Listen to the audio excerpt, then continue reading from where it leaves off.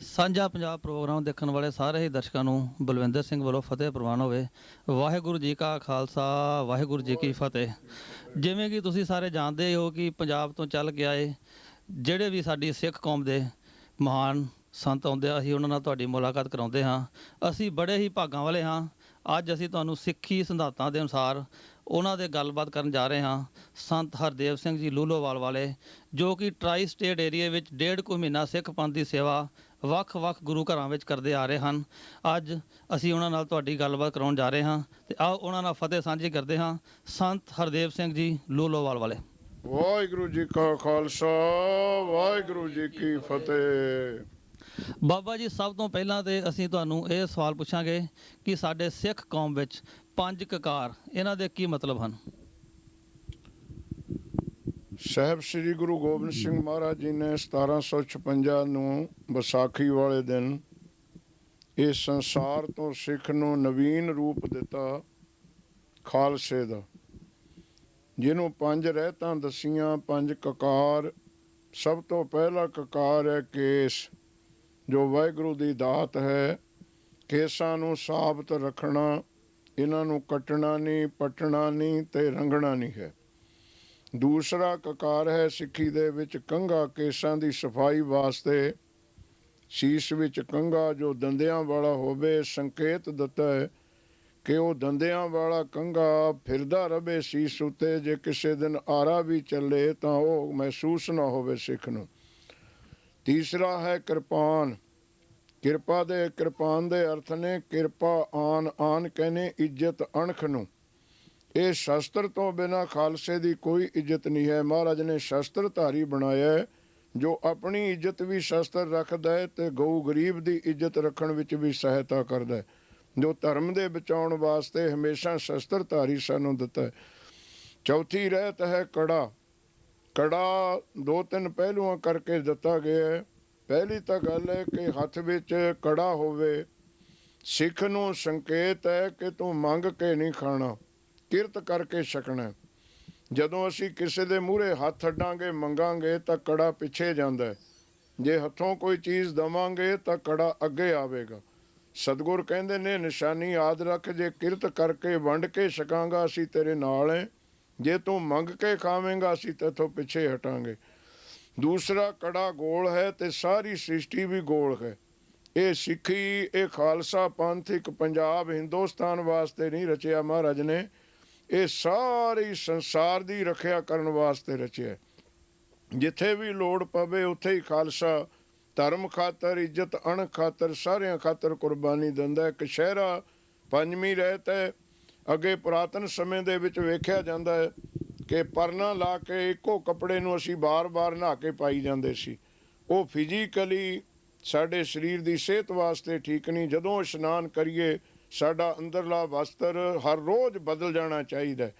ਇੱਕ ਤਾਂ ਉਹ ਸਫਾਈ ਰਹੇਗੀ, ਦੂਜਾ ਜਿਹੜਾ ਕਛਹਿਰਾ ਹੈ ਪਰਦੇ ਦੀ ਨਿਸ਼ਾਨੀ ਹੈ। ਜਤ ਸਾਦੀ ਗੰਢ ਦੇ ਦਿੱਤੀ ਮਹਾਰਾਜ ਨੇ, ਮੇਰੇ ਸਿੱਖ ਪਰਦੇ ਵਿੱਚ ਜਤ ਸੰਧ ਨੂੰ ਗੰਢ ਦੇ ਕੇ ਰੱਖਣ। ਇਹ 5 ਰਹਿਤ ਮਹਾਰਾਜ ਨੇ 5 ਕਕਾਰ ਬਖਸ਼ੇ ਨੇ। ਜੋ ਸਿੱਖ ਨੂੰ ਹੁਕਮ ਹੈ ਤੂੰ ਸਵਾਸ ਸਵਾਸ ਆਪਣੇ ਸੰਗ ਰੱਖਣੇ ਨੇ। ਜੇ ਉਹ ਰਹਿਤ ਰੱਖੇਗਾ ਤਾਂ ਰਹਿਤ ਰਹਿਤ ਰਹਿ ਜਾਏ ਬਕਾਰਾ। ਗੁਰੂ ਗ੍ਰੰਥ ਸਾਹਿਬ ਜੀ ਕਹਿੰਦੇ ਰਹਿਤ ਵਿੱਚ ਰਹਿਣ ਵਾਲੇ ਦੇ ਸਾਰੇ ਬਕਾਰ ਖਤਮ ਹੋ ਜਾਂਦੇ ਨੇ, ਜਿਸ ਕਰਕੇ ਸਾਨੂੰ ਮਹਾਰਾਜ ਨੇ ਰਹਿਤ ਬਖਸ਼ੀ ਹੈ। ਬਾਬਾ ਜੀ, ਜਿਹੜਾ ਕੜਾ ਹੈ ਸੋਨੇ ਦਾ, ਚਾਂਦੀ ਦਾ ਜਾਂ ਸਰਬ ਲੋਹ ਦਾ, ਇਹਦੇ ਵਿੱਚ ਕਿਹੜਾ ਕੜਾ ਸਿੱਖਾਂ ਨੂੰ ਪ੍ਰਵਾਨਿਤ ਹੈ? ਕੜਾ ਕੇਵਲ ਤੇ ਕੇਵਲ ਸਰਬਲੋਹ ਦਾ ਪ੍ਰਵਾਨ ਹੈ। ਜਿਸ ਕਰਕੇ ਹੁਣ ਜਿਹੜਾ ਸਟੀਲ ਦਾ ਕੜਾ ਅਸੀਂ ਪਹਿਨਦੇ ਹਾਂ ਉਹ ਵੀ ਸਿੱਖ ਪਹਿਨਦੇ ਨੇ ਕਿ ਸਟੀਲ ਵੀ ਲੋਹੇ ਦੀ ਚੰਗੀ ਕੁਆਲਿਟੀ ਦਾ ਨਾਮ ਹੈ। ਲੋਹੇ ਨੂੰ ਸੋਧ ਕੇ ਹੀ ਸਟੀਲ ਬਣਦਾ ਹੈ, ਪਰ ਜਿਹੜਾ ਸਟੀਲ ਹੈ ਹਾਰਡ ਹੁੰਦਾ ਹੈ, ਸਰੀਰ ਦੇ ਨਾਲ ਘਸ ਕੇ ਆਪਣਾ ਆਇਰਨ ਸਾਡੀ ਚਮੜੀ ਨੂੰ ਨਹੀਂ ਦੇ ਸਕਦਾ। ਜਿਸ ਕਰਕੇ ਸਭ ਤੋਂ ਵਧੀਆ ਜਿਹੜਾ ਕੜਾ ਹੈ ਉਹ ਸਰਬਲੋਹ ਦਾ ਹੈ। ਪਰ ਜਿਹੜਾ ਤੁਸੀਂ ਸਿਉਨੇ ਤੇ ਚਾਂਦੀ ਦਾ ਸਵਾਲ ਕੀਤਾ ਨਾ, ਉਹ ਸਿੱਖ ਧਰਮ ਵਿੱਚ ਕੜਾ ਨਹੀਂ ਹੁੰਦਾ, ਕਕਾਰ ਨਹੀਂ ਹੈ। ਉਹ ਗਹਿਣਾ ਕਿਹਾ ਜਾ ਸਕਦਾ। ਉਹ ਕੜਾ ਤਾਂ ਕਹਾ ਸਕਦਾ, ਪਰ ਕਕਾਰ ਹੈ ਨਾ ਜਿਹੜਾ, ਉਹ ਸਰਬਲੋਹ ਦਾ ਕੜਾ ਹੀ ਹੋ ਸਕਦਾ। ਉਹਨੂੰ ਅਸੀਂ ਗਹਿਣਾ ਕਰਕੇ ਪਾ ਸਕਦੇ ਹਾਂ। ਜੇ ਪਾਉਣਾ ਹੈ ਤਾਂ ਸਿੱਖ ਨੂੰ ਇਹ ਨਹੀਂ ਚਾਹੀਦਾ ਕਿ ਸਰਬਲੋਹ ਦਾ ਕੜਾ ਤਾਰ ਦੇਵੇ, ਉਹ ਤਾਂ ਕਕਾਰ ਕਰਕੇ 24 ਘੰਟੇ ਸਵਾਸ ਸਵਾਸ ਨਾਲ ਰੱਖਣਾ। ਕੀ ਬਾਬਾ ਜੀ ਕੇਸਕੀ ਵੀ ਕਕਾਰ ਹੈ? ਨਹੀਂ ਕਿਸੇ ਰਹਿਤਨਾਮੇ ਵਿੱਚ ਜਾਂ ਗੁਰੂ ਗੋਬਿੰਦ ਸਿੰਘ ਸਾਹਿਬ ਦਾ ਕੋਈ ਕਿਤੇ ਵਿਚਾਰ ਨਹੀਂ ਸਾਨੂੰ ਮਿਲਦਾ ਕਿ ਕੇਸ ਕੀ ਕੋਈ ਕਕਾਰ ਹੈ। ਕਕਾਰ ਹਨ ਕੇਸ, ਕੰਘਾ, ਕੜਾ, ਕਿਰਪਾਨ ਤੇ ਕਸ਼ਹਿਰਾ। ਇਹ 5 ਕਕਾਰ ਹਨ। ਕੇਸਰੀ ਗੁਰਮਤਿ ਵਿੱਚ ਕੋਈ ਕਕਾਰ ਨਹੀਂ ਹੈ। ਤੇ ਹੁਣ ਬਾਬਾ ਜੀ ਆਪਾਂ ਆਉਂਦੇ ਦਸਤਾਰ ਤੇ। ਸਭ ਤੋਂ ਪਹਿਲਾਂ ਕਿਹਨਾਂ ਨੇ ਦਸਤਾਰ ਸਜਾਈ ਤੇ ਦਸਤਾਰ ਕਿਵੇਂ ਸ਼ੁਰੂ ਹੋਈ ਸਾਡੇ ਧਰਮ ਦੇ ਵਿੱਚ? ਸਾਨੂੰ ਇਤਿਹਾਸ ਵਿੱਚ ਸ੍ਰੀ ਪੌਂਟਾ ਸਾਹਿਬ ਤੋਂ ਮਿਲਦਾ ਹੈ, ਜਿੱਥੋਂ ਮਹਾਰਾਜ ਨੇ ਦਸਤਾਰ ਦੀ ਸਾਨੂੰ ਸ਼ਰਤ ਰੱਖ ਦਿੱਤੀ ਕਿ ਹਰ ਸਿੱਖ ਨੇ ਦਸਤਾਰ ਸਜਾਉਂਦੇ ਤਾਂ ਪਹਿਲਾਂ ਵੀ ਸੀ, ਪਰ ਪੌਂਟਾ ਸਾਹਿਬ ਮਹਾਰਾਜ ਜੀ ਨੇ ਦਸਤਾਰਬੰਦੀ ਕਰਕੇ ਬਾਬਾ ਅਜੀਤ ਸਿੰਘ ਜੀ ਜੋ ਵੱਡੇ ਸਾਹਿਬਜ਼ਾਦੇ ਸਨ ਉਹਨਾਂ ਨੂੰ ਦਸਤਾਰਬੰਦੀ ਕਰਕੇ ਮਹਾਰਾਜ ਨੇ ਸਿੱਖਾਂ ਨੂੰ ਹੁਕਮ ਕਰ ਦਿੱਤਾ, ਸਾਬਤ ਸੂਰਤ ਜਿੱਥੇ ਕੇਸ ਰੱਖਣੇ ਨੇ ਤੂੰ ਉੱਥੇ ਦਸਤਾਰ ਸਿਰਾ, ਸੀਸ ਉੱਤੇ ਆਪਣੀ ਦਸਤਾਰ ਸਜਾਉਣੀ ਹੈ। ਪੌਂਟਾ ਸਾਹਿਬ ਤੋਂ ਗੁਰੂ ਗੋਬਿੰਦ ਸਿੰਘ ਜੀ ਨੇ ਸਿੱਖਾਂ ਨੂੰ ਹੁਕਮ ਕੀਤਾ ਕਿ ਹਮੇਸ਼ਾ ਦਸਤਾਰ ਸਜਾ ਕੇ ਰੱਖਣੀ ਹੈ, ਕਦੇ ਵੀ ਕੇਸਾਂ ਨੂੰ ਨੰਗਾ ਨਹੀਂ ਰੱਖਣਾ ਤੇ ਨੰਗੇ ਕੇਸੀ ਜਲ ਪਾਣੀ ਨਹੀਂ ਛਕਣਾ ਤੇ ਸਰੀਰ ਦੀ ਕੋਈ ਕਿਰਿਆ ਨਹੀਂ ਕਰਨੀ। ਤੇ ਬਾਬਾ ਜੀ ਦਸਤਾਰ ਸਜਾਉਣ ਬਾਰੇ ਕੀ ਦਸਤਾਰ ਸਜਾਉਣ ਦੇ ਵਿੱਚ ਗੋਲ ਪੱਗ ਹੋਣੀ ਚਾਹੀਦੀ ਹੈ ਕਿ ਜਿਸ ਤਰ੍ਹਾਂ ਮਰਜ਼ੀ ਦਸਤਾਰ ਸਜਾ ਸਕਦੇ ਹਾਂ ਅਸੀਂ? ਦਸਤਾਰ ਤਾਂ ਗੋਲ ਸਜਾਓ, ਨੋਕ ਵਾਲੀ ਸਜਾਓ, ਜਿਵੇਂ ਵੀ ਤੁਹਾਡੀ ਮਰਜ਼ੀ ਹੈ ਸਜਾਓ, ਪਰ ਜਿਵੇਂ ਸਜਾਉਣ ਲੱਗਿਆ ਇੱਕ ਇੱਕ ਪੇਚਾ ਬੰਨੇ ਹੈ, ਦਸਤਾਰ ਨੂੰ ਤਾਰਨ ਲੱਗਿਆ ਵੀ ਉਸੇ ਤਰ੍ਹਾਂ ਇੱਕ ਇੱਕ ਪੇਚਾ ਤਾਰਨਾ ਹੈ ਤੇ ਦਸਤਾਰ ਨੂੰ ਭੁੰਜੇ ਨਹੀਂ ਲੱਗਣ ਦੇਣਾ, ਇਹਦਾ ਸਤਿਕਾਰ ਰੱਖਣਾ। ਟੋਪੀ ਵਾਂਗ ਦਸਤਾਰ ਨਹੀਂ ਤਾਰਨੀ, ਉਹ ਦਸਤਾਰ ਨਹੀਂ ਹੈ ਜਿਹੜੀ ਅਸੀਂ ਇਕੱਠੀ ਤਾਰ ਕੇ ਰੱਖ ਦਿੰਦੇ। ਇੱਕ ਇੱਕ ਪੇਚ ਦਾ ਮਹਾਰਾਜ ਨੇ ਆਖਿਆ ਕੇਸਾਂ ਵਿੱਚ ਕੰਘਾ ਕਰਕੇ 2 ਵਕਤ ਦਸਤਾਰ ਜਿਹੜੀ ਦਸਤਾਰ ਆ ਉਹ ਚੁਣ ਕਰ ਬਾਂਧੇ, ਸਵਾਰ ਕੇ ਅੱਛੀ ਤਰ੍ਹਾਂ ਸਿੱਖ ਆਪਣੀ ਦਸਤਾਰ ਸਜਾਵੇ।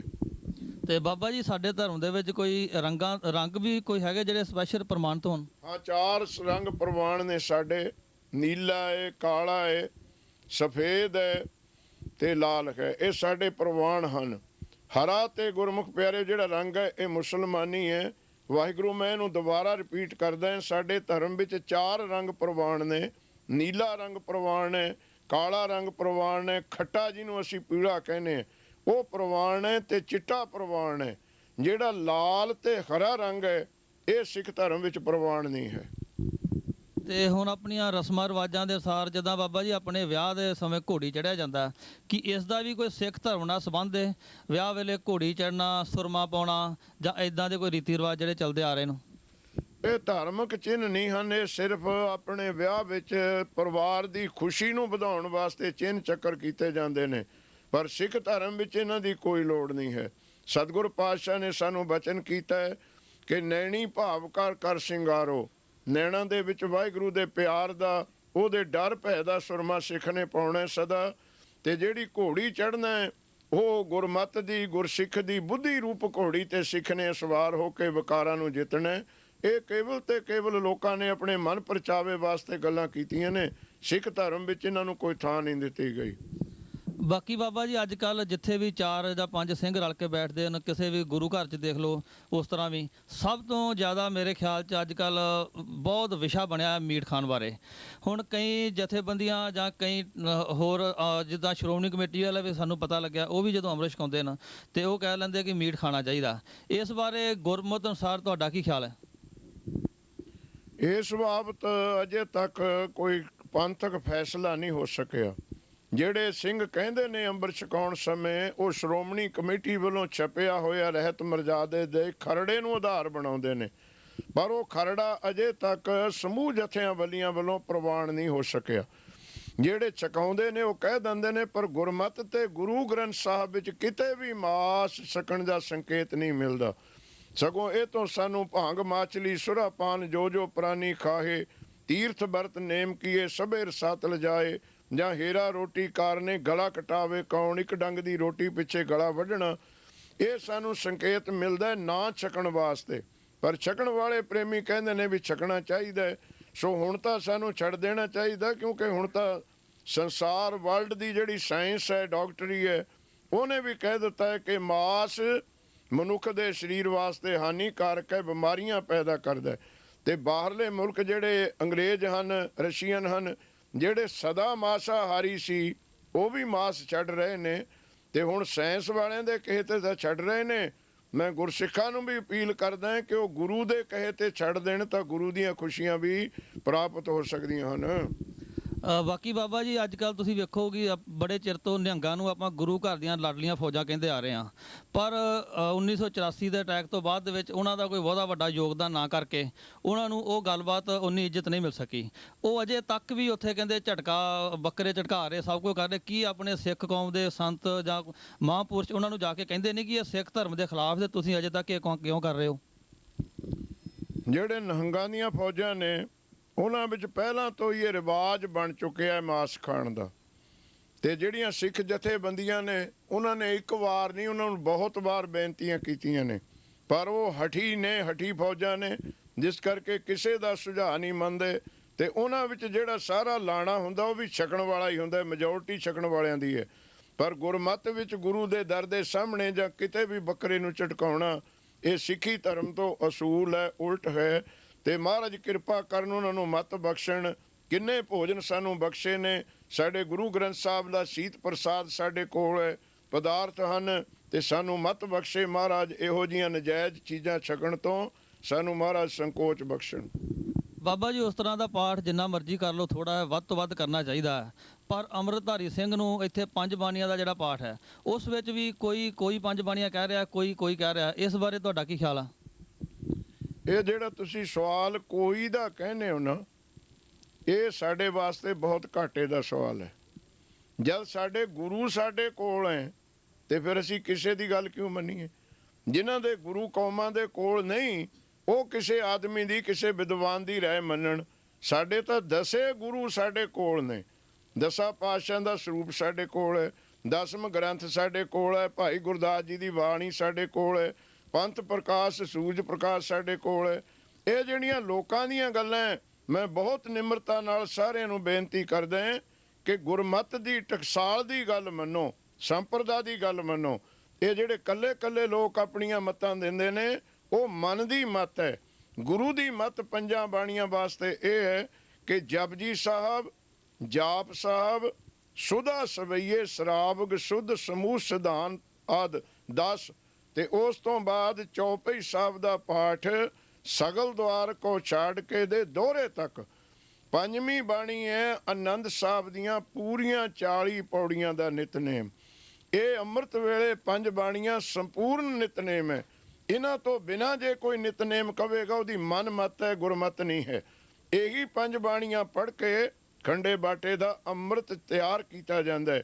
ਜਦੋਂ ਤਿਆਰ ਕਰਨ ਵਾਸਤੇ 5 ਬਾਣੀਆਂ ਪੜ੍ਹਦੇ ਹੈ ਤੇ ਨਿਤਨੇਮ 3 ਬਾਣੀਆਂ ਦਾ ਕਿਵੇਂ ਹੋ ਸਕਦਾ? ਦਸਮ ਪਾਤਸ਼ਾਹ ਨੇ ਆਪ 5 ਬਾਣੀਆਂ ਦਾ ਨਿਤਨੇਮ ਕੀਤਾ। ਭਾਈ ਮਨੀ ਸਿੰਘ ਜੀ ਨੇ, ਬਾਬਾ ਦੀਪ ਸਿੰਘ ਨੇ 5 ਬਾਣੀਆਂ ਦਾ ਨਿਤਨੇਮ ਕੀਤਾ। ਤੇ ਹੁਣ ਦੇ ਲੋਕਾਂ ਦੀ ਗੱਲ ਸਾਨੂੰ ਸੁਣਨੀ ਨਹੀਂ ਚਾਹੀਦੀ। ਪੂਰੀਆਂ 5 ਬਾਣੀਆਂ ਦਾ ਨਿਤਨੇਮ ਅੰਮ੍ਰਿਤ ਵੇਲੇ, ਤੇ ਸੋਧਰ ਸੰਧਿਆ ਰਹਿ ਰਾਸ ਸਾਹਿਬ ਜੀ ਦਾ ਪੂਰਾ ਪਾਠ ਆਨੰਦ ਮੁੰਦਾਵਣੀ ਪੈਣ ਲੱਗੇ ਸਿੱਖ ਨੇ ਸੋਹਲੇ ਸਾਹਿਬ ਜੀ ਦਾ ਪਾਠ ਕਰਕੇ ਪੈਣੇ। ਇਹ ਸਿੱਖ ਦਾ ਨਿਤਨੇਮ ਹੈ। ਪਰ ਸਾਨੂੰ ਹੁਕਮ ਹੈ ਸਾਸ ਸਾਸ ਸਿਮਰੋ ਗੋਬਿੰਦ। ਤੁਰਦੇ ਫਿਰਦੇ ਉੱਠਦੇ ਬੈਠਦੇ ਕੰਮ ਕਰਦੇ ਜੋ ਸਾਡਾ ਗੁਰਮੰਤਰ ਹੈ, ਵਾਹਿਗੁਰੂ ਗੁਰਮੰਤਰ ਹੈ, ਉਹਦਾ ਜਾਪ ਕਰਨਾ। ਤੇ ਇੱਕੋ ਓਂਕਾਰ ਤੋਂ ਲੈ ਕੇ ਨਾਨਕ ਹੋਸੀ ਭੀ ਸੱਚ ਤੱਕ, ਇਹ ਸਾਡਾ ਮੂਲ ਮੰਤਰ ਹੈ। ਇਹਦਾ ਵੱਧ ਤੋਂ ਵੱਧ ਸਿੱਖ ਭੈਣ ਭਰਾਵਾਂ ਸਾਰਿਆਂ ਨੂੰ ਰਲ ਮਿਲ ਕੇ ਨਿਤਨੇਮ ਤੋਂ ਬਿਨਾਂ ਪਾਠ ਕਰਨਾ ਚਾਹੀਦਾ ਹੈ। ਬਾਕੀ ਬਾਬਾ ਜੀ ਸਾਡੇ ਧਰਮ ਵਿੱਚ ਸਾਨੂੰ ਸਭ ਤੋਂ ਜ਼ਿਆਦਾ ਜਿਨ੍ਹਾਂ ਨੂੰ ਬਹੁਤਾ ਗਿਆਨ ਨਹੀਂ, ਗੁਰਬਾਣੀ ਨਾਲ ਨਹੀਂ ਜੁੜੇ, ਉਹਨਾਂ ਨੂੰ ਪ੍ਰਚਾਰਕਾਂ ਤੋਂ ਮਾਰ ਪੈ ਰਹੀ ਹੈ। ਜਦੋਂ ਸਾਡੇ ਪ੍ਰਚਾਰਕ ਹੁੰਦੇ ਨੇ, ਇੱਕ ਪ੍ਰਚਾਰਕ ਇਤਿਹਾਸ ਨੂੰ ਕੁਝ ਹੋਰ ਕਹਿ ਜਾਂਦਾ, ਦੂਜਾ ਪ੍ਰਚਾਰਕ ਕੁਝ ਹੋਰ ਕਹਿ ਸਕਦਾ। ਕਿ ਇਸ ਤਰ੍ਹਾਂ ਦਾ ਕੋਈ ਨਹੀਂ ਸਾਡੇ ਧਰਮ ਵਿੱਚ ਹੋ ਸਕਦਾ ਕਿ ਕੋਈ ਸਕੂਲ ਜਾਂ ਕੋਈ ਇਸ ਦਾ ਹੱਲ ਲੱਭਿਆ ਜਾਏ ਕਿ ਸਾਰੇ ਪ੍ਰਚਾਰਕ ਜਿਹੜੇ ਉੱਥੋਂ ਪਾਸ ਕਰਕੇ ਤੇ ਸਾਰੇ ਇੱਕੋ ਹੀ ਇਤਿਹਾਸ ਨੂੰ ਦੱਸਣ? ਇਹ ਜਿਹੜਾ ਪ੍ਰਚਾਰਕਾਂ ਦਾ ਸਾਡਾ ਲਾਣਾ, ਮੈਂ ਵੀ ਉਹਦੇ ਵਿੱਚ ਹਾਂ। ਪਹਿਲੀ ਗੱਲ ਹੈ ਕਿ ਉਹ ਜੁਦਾ ਕਿਉਂ ਕਹਿੰਦੇ ਆ? ਉਹਨਾਂ ਦੀ ਆਪਣੀ ਕੋਈ ਪੜ੍ਹਾਈ ਨਹੀਂ, ਉਹਨਾਂ ਨੇ ਸੁਣੀਆਂ ਹੋਈਆਂ ਗੱਲਾਂ ਨੇ। ਜਦ ਅਸੀਂ ਕਿਸੇ ਦੀ ਸੁਣੀ ਹੋਈ ਗੱਲ ਗਾਹਾਂ ਸੁਣਾਵਾਂਗੇ, ਅਸੀਂ ਕੋਸ਼ਿਸ਼ ਕਰਾਂਗੇ ਕਿ ਉਹਦੀ ਸਾਰੀ ਕਾਪੀ ਨਾ ਮੈਂ ਸੁਣਾਵਾਂ, ਆਪਣੀ ਗੱਲ ਵੀ ਵਿੱਚ ਪਾਵਾਂ, ਤਾਂ ਕਿ ਲੋਕ ਇਹ ਨਾ ਕਹਿਣ ਵੀ ਨਕਲ ਕਰਦਾ, ਫਲਾਣੀ ਦੀ ਗੱਲ ਸੁਣਾਤੀ। ਉਹ ਅੱਧੀ ਅਗਲੇ ਦੀ ਗੱਲ ਤੇ ਅੱਧੀ ਆਪਣੀ ਪਾਉਂਦਾ। ਉਹ ਤੋਂ ਅਗਲਾ ਤੀਆ ਜਦੋਂ ਸੁਣਦਾ ਉਹ ਕੁਛ ਆਪਣੀ ਪਾ ਦਿੰਦਾ। ਜਦੋਂ ਅਸੀਂ ਕਿਸੇ ਦੀ ਗੱਲ ਸੁਣ ਕੇ ਵਿੱਚ ਆਪਣੀ ਪਾਵਾਂਗੇ ਨਾ, ਫਿਰ ਉਹ ਤਬਦੀਲੀ ਹੁੰਦੀ ਜਾਵੇਗੀ, ਇੱਕ ਦੂਸਰੇ ਨਾਲ ਨਹੀਂ ਮਿਲੇਗੀ। ਸੋ ਸਾਡੀ ਕੌਮ ਨੂੰ ਬਹੁਤ ਵੱਡੀ ਘਾਟ ਹੈ। ਬੜਾ ਅੱਛਾ ਸਵਾਲ ਤੁਸੀਂ ਇਹ ਕੀਤਾ ਹੈ ਕਿ ਪ੍ਰਚਾਰਕਾਂ ਵੱਲੋਂ, ਤੇ ਸਾਡੇ ਹੁਣ ਸਭ ਤੋਂ ਵੱਡੀ ਘਾਟ ਸਿੱਖੀ ਦੇ ਪ੍ਰਚਾਰ ਦੀ ਹੈ। ਉਸ ਘਾਟ ਦੇ ਦੋ ਕਾਰਨ ਨੇ। ਇੱਕ ਤਾਂ ਇਹ ਕਿ ਘੱਟ ਹੁੰਦਾ ਹੈ, ਇਹ ਨਹੀਂ, ਪ੍ਰਚਾਰ ਹੋ ਬਹੁਤ ਰਿਹਾ ਹੈ, ਥਾਂ ਪਰ ਥਾਂ ਹੋ ਰਿਹਾ ਹੈ, ਪਰ ਅੱਜ ਕੱਲ ਦੇ ਬੌਧਿਕ ਤਲ ਦੇ ਬਰਾਬਰ ਨਹੀਂ ਹੋ ਰਿਹਾ। ਅੱਜ ਕੱਲ ਸਾਇੰਟੀਫਿਕ ਯੁੱਗ ਹੈ, ਟੈਕਨੀਕਲ ਯੁੱਗ ਹੈ, ਨਵੀਨ ਖੋਜ ਦਾ ਯੁੱਗ ਹੈ, ਤੇ ਉਹ ਸਾਡੇ ਪ੍ਰਚਾਰਕਾਂ ਕੋਲ ਹੈ ਨਹੀਂ। ਸਾਨੂੰ ਤਾਂ ਉਹੀ 5-7 ਕਹਾਣੀਆਂ ਪੁਰਾਣੀਆਂ ਯਾਦ ਹੈ, ਉਹ ਅਸੀਂ ਰਿਪੀਟ ਕਰੀ ਜਾਂਦੇ। ਤੇ ਅੱਜ ਕੱਲ ਦੇ ਸਾਡੇ ਬੱਚੇ ਬੱਚੀਆਂ ਐਜੂਕੇਟਡ ਜਿਹੜੀ ਬੌਧਿਕ ਤਲ ਦੇ ਲੋਕ ਨੇ, ਉਹ ਅੰਧ ਵਿਸ਼ਵਾਸੀ ਦੀਆਂ ਗੱਲਾਂ ਸੁਣ ਕੇ ਕਦੇ ਸਿੱਖ ਨਹੀਂ ਬਣਨਗੇ। ਉਹ ਰਿਐਲਿਟੀ ਚਾਹੁੰਦੇ ਨੇ। ਉਹ ਕਿਉਂ ਕਰਦੇ ਨੇ? ਹਰ ਗੱਲ ਤੇ ਸਵਾਲ ਕਰਦੇ ਨੇ।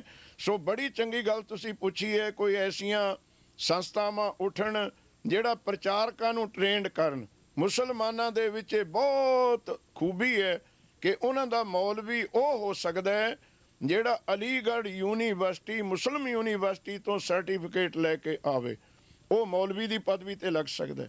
ਪਰ ਸਾਡੇ ਕੋਈ ਐਸੀ ਸੰਸਥਾ ਨਹੀਂ ਹੈ।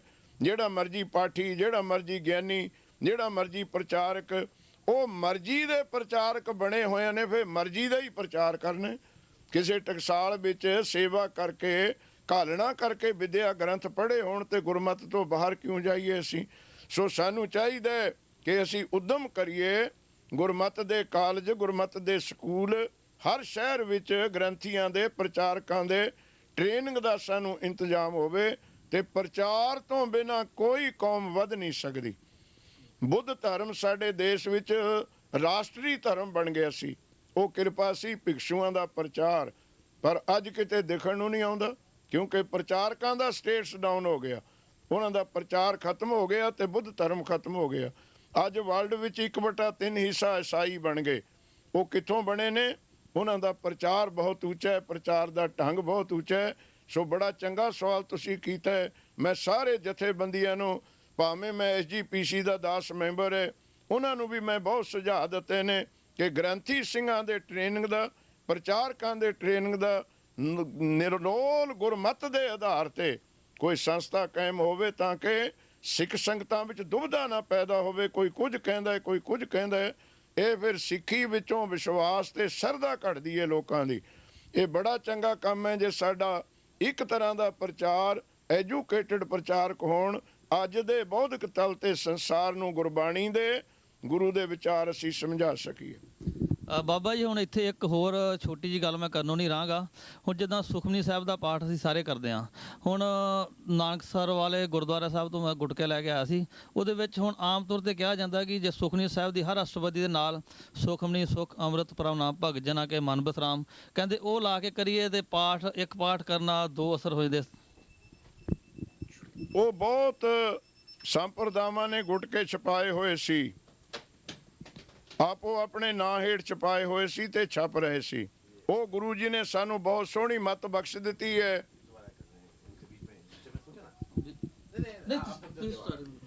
ਇਹ ਜਿਹੜਾ ਸਵਾਲ ਤੁਸੀਂ ਅਲੱਗ-ਅਲੱਗ ਗੁਟਕਿਆਂ ਵਿੱਚ ਬਾਣੀ ਜਾਂ ਛਪਾਏ ਹੋਏ ਗੁਟਕਿਆਂ ਬਾਬਤ ਕੀਤਾ ਹੈ, ਇਹਦਾ ਹੁਣ ਫੈਸਲਾ ਹੋ ਚੁੱਕਾ ਹੈ ਸ੍ਰੀ ਅਕਾਲ ਤਖਤ ਸਾਹਿਬ ਤੋਂ।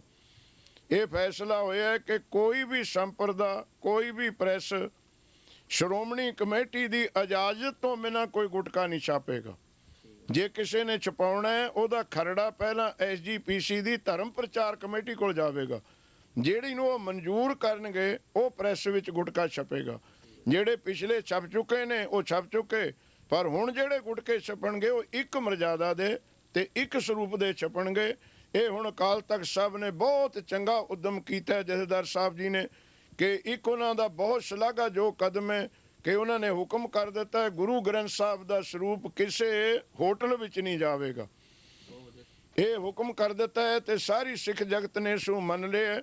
ਅੱਗੇ ਵਿਆਹ ਸ਼ਾਦੀਆਂ ਵਿੱਚ, ਹੋਟਲਾਂ ਵਿੱਚ ਮਹਾਰਾਜ ਜਾਂਦੇ ਤੇ ਬੇਅਦਬੀ ਹੁੰਦੀ ਸੀ, ਤੇ ਗੁਰੂ ਗ੍ਰੰਥ ਸਾਹਿਬ ਦੇ ਸਰੂਪ, ਬਾਣੀ ਦੇ ਗੁਟਕੇ ਹੁਣ ਕੇਵਲ ਤੇ ਕੇਵਲ ਉਹੀ ਛਪਾ ਸਕੇਗਾ ਜੋ ਪ੍ਰਵਾਨਗੀ ਲੈ ਕੇ ਛਾਪੇਗਾ। ਬਾਕੀ ਬਾਬਾ ਜੀ 5 ਤਖਤਾਂ ਦੀ ਕਿਹੜੇ ਗੁਰੂ ਸਾਹਿਬਾਨ ਨੇ, ਕਿਹੜੇ ਗੁਰੂ ਸਾਹਿਬਾਨ ਨੇ ਸਿਰਜਣਾ ਕੀਤੀ ਸੀ?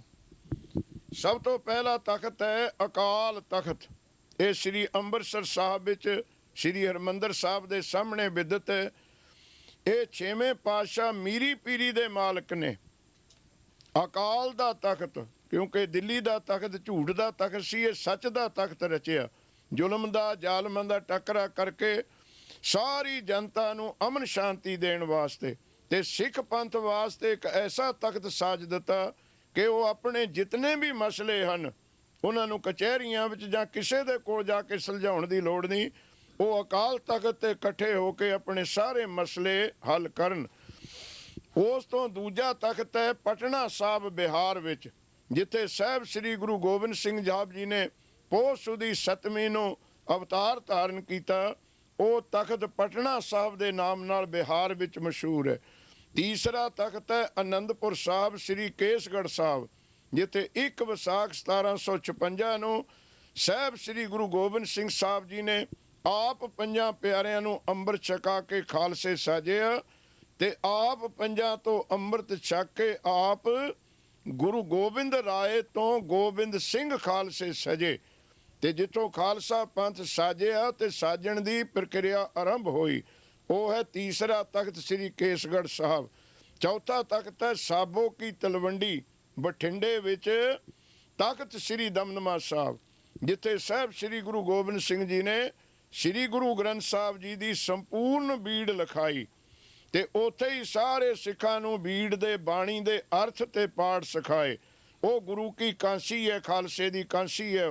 ਉਹ ਦਮਦਮਾ ਸਾਹਿਬ ਤਖਤ ਹੈ। 5ਵਾਂ ਤਖਤ ਹੈ ਸੱਚਖੰਡ ਸ੍ਰੀ ਹਜੂਰ ਸਾਹਿਬ, ਜੋ ਮਹਾਰਾਸ਼ਟਰ ਦੇ ਵਿੱਚ ਨਦੇੜ ਸ਼ਹਿਰ ਵਿੱਚ ਹੈ। ਇੱਥੇ ਸਾਹਿਬ ਸ੍ਰੀ ਗੁਰੂ ਗੋਬਿੰਦ ਸਿੰਘ ਸਾਹਿਬ ਜੀ 14 ਜੰਗ ਜਿੱਤਣ ਤੋਂ ਬਾਅਦ ਗੁਰੂ ਗ੍ਰੰਥ ਸਾਹਿਬ ਦਾ ਸਰੂਪ ਸੰਪੂਰਨ ਕਰਨ ਤੋਂ ਬਾਅਦ ਪੁੱਜੇ। ਇਹ ਮਹਾਰਾਜ ਦਾ ਪਹਿਲੇ ਜਨਮ ਦਾ ਤਪ ਸਥਾਨ ਹੈ ਗੋਦਾਵਰੀ ਦੇ ਕੰਢੇ। ਦੂਸਰੀ ਗੱਲ, ਇੱਥੇ ਸਾਹਿਬ ਸ੍ਰੀ ਗੁਰੂ ਗ੍ਰੰਥ ਸਾਹਿਬ ਜੀ ਨੂੰ ਕੱਤਕ ਵਦੀ ਦੂਜ 1765 ਨੂੰ 5 ਗੁਰੂ ਕੇ ਸਿੰਘਾਂ ਨੂੰ ਤਾਬੇ ਖੜਾ ਕੇ ਹੁਕਮ ਕਰ ਦਿੱਤਾ, ਸਭ ਸਿੱਖਣ ਕੋ ਹੁਕਮ ਹੈ ਗੁਰੂ ਮਾਨਿਓ ਗ੍ਰੰਥ।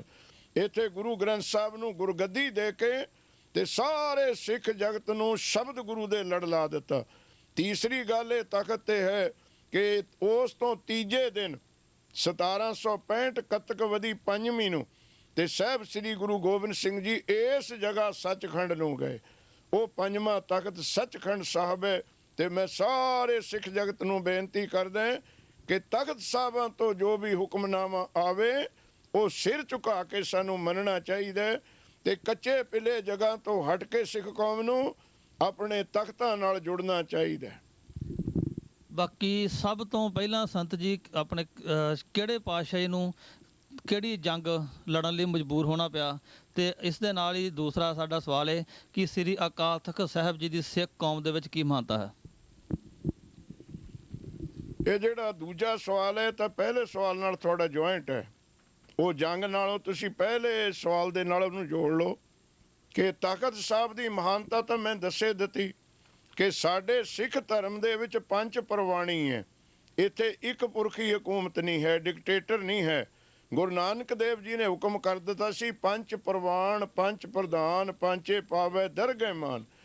ਇਹ ਸਾਡੇ ਦੇਸ਼ ਦੀ ਬਦਕਿਸਮਤੀ ਸੀ ਕਿ ਗੁਰੂ ਨਾਨਕ ਦੇਵ ਦੇ ਨਾਅਰੇ ਨੂੰ ਉਸ ਸਮੇਂ ਨਹੀਂ ਸਾਂਭਿਆ ਤੇ ਹੁਣ ਸਾਨੂੰ ਕਰਨਾ ਪਿਆ। ਹੁਣ ਸਾਰੇ ਪਿੰਡਾਂ ਵਿੱਚ ਪੰਚਾਇਤਾਂ ਚੁਣਨੀਆਂ ਪਈਆਂ। ਇਹ ਤਾਂ 500 ਸਾਲ ਪਹਿਲਾਂ ਗੁਰੂ ਨਾਨਕ ਨੇ ਪੰਚਾਇਤੀ ਰਾਜ ਸ਼ੁਰੂ ਕੀਤਾ ਸੀ। ਸੋ ਸਾਡੇ 5 ਤਖਤ ਨੇ, 5 ਦੇ 5 ਸਿੰਘ ਸਾਹਿਬ ਜਥੇਦਾਰ ਸਾਹਿਬ ਨੇ।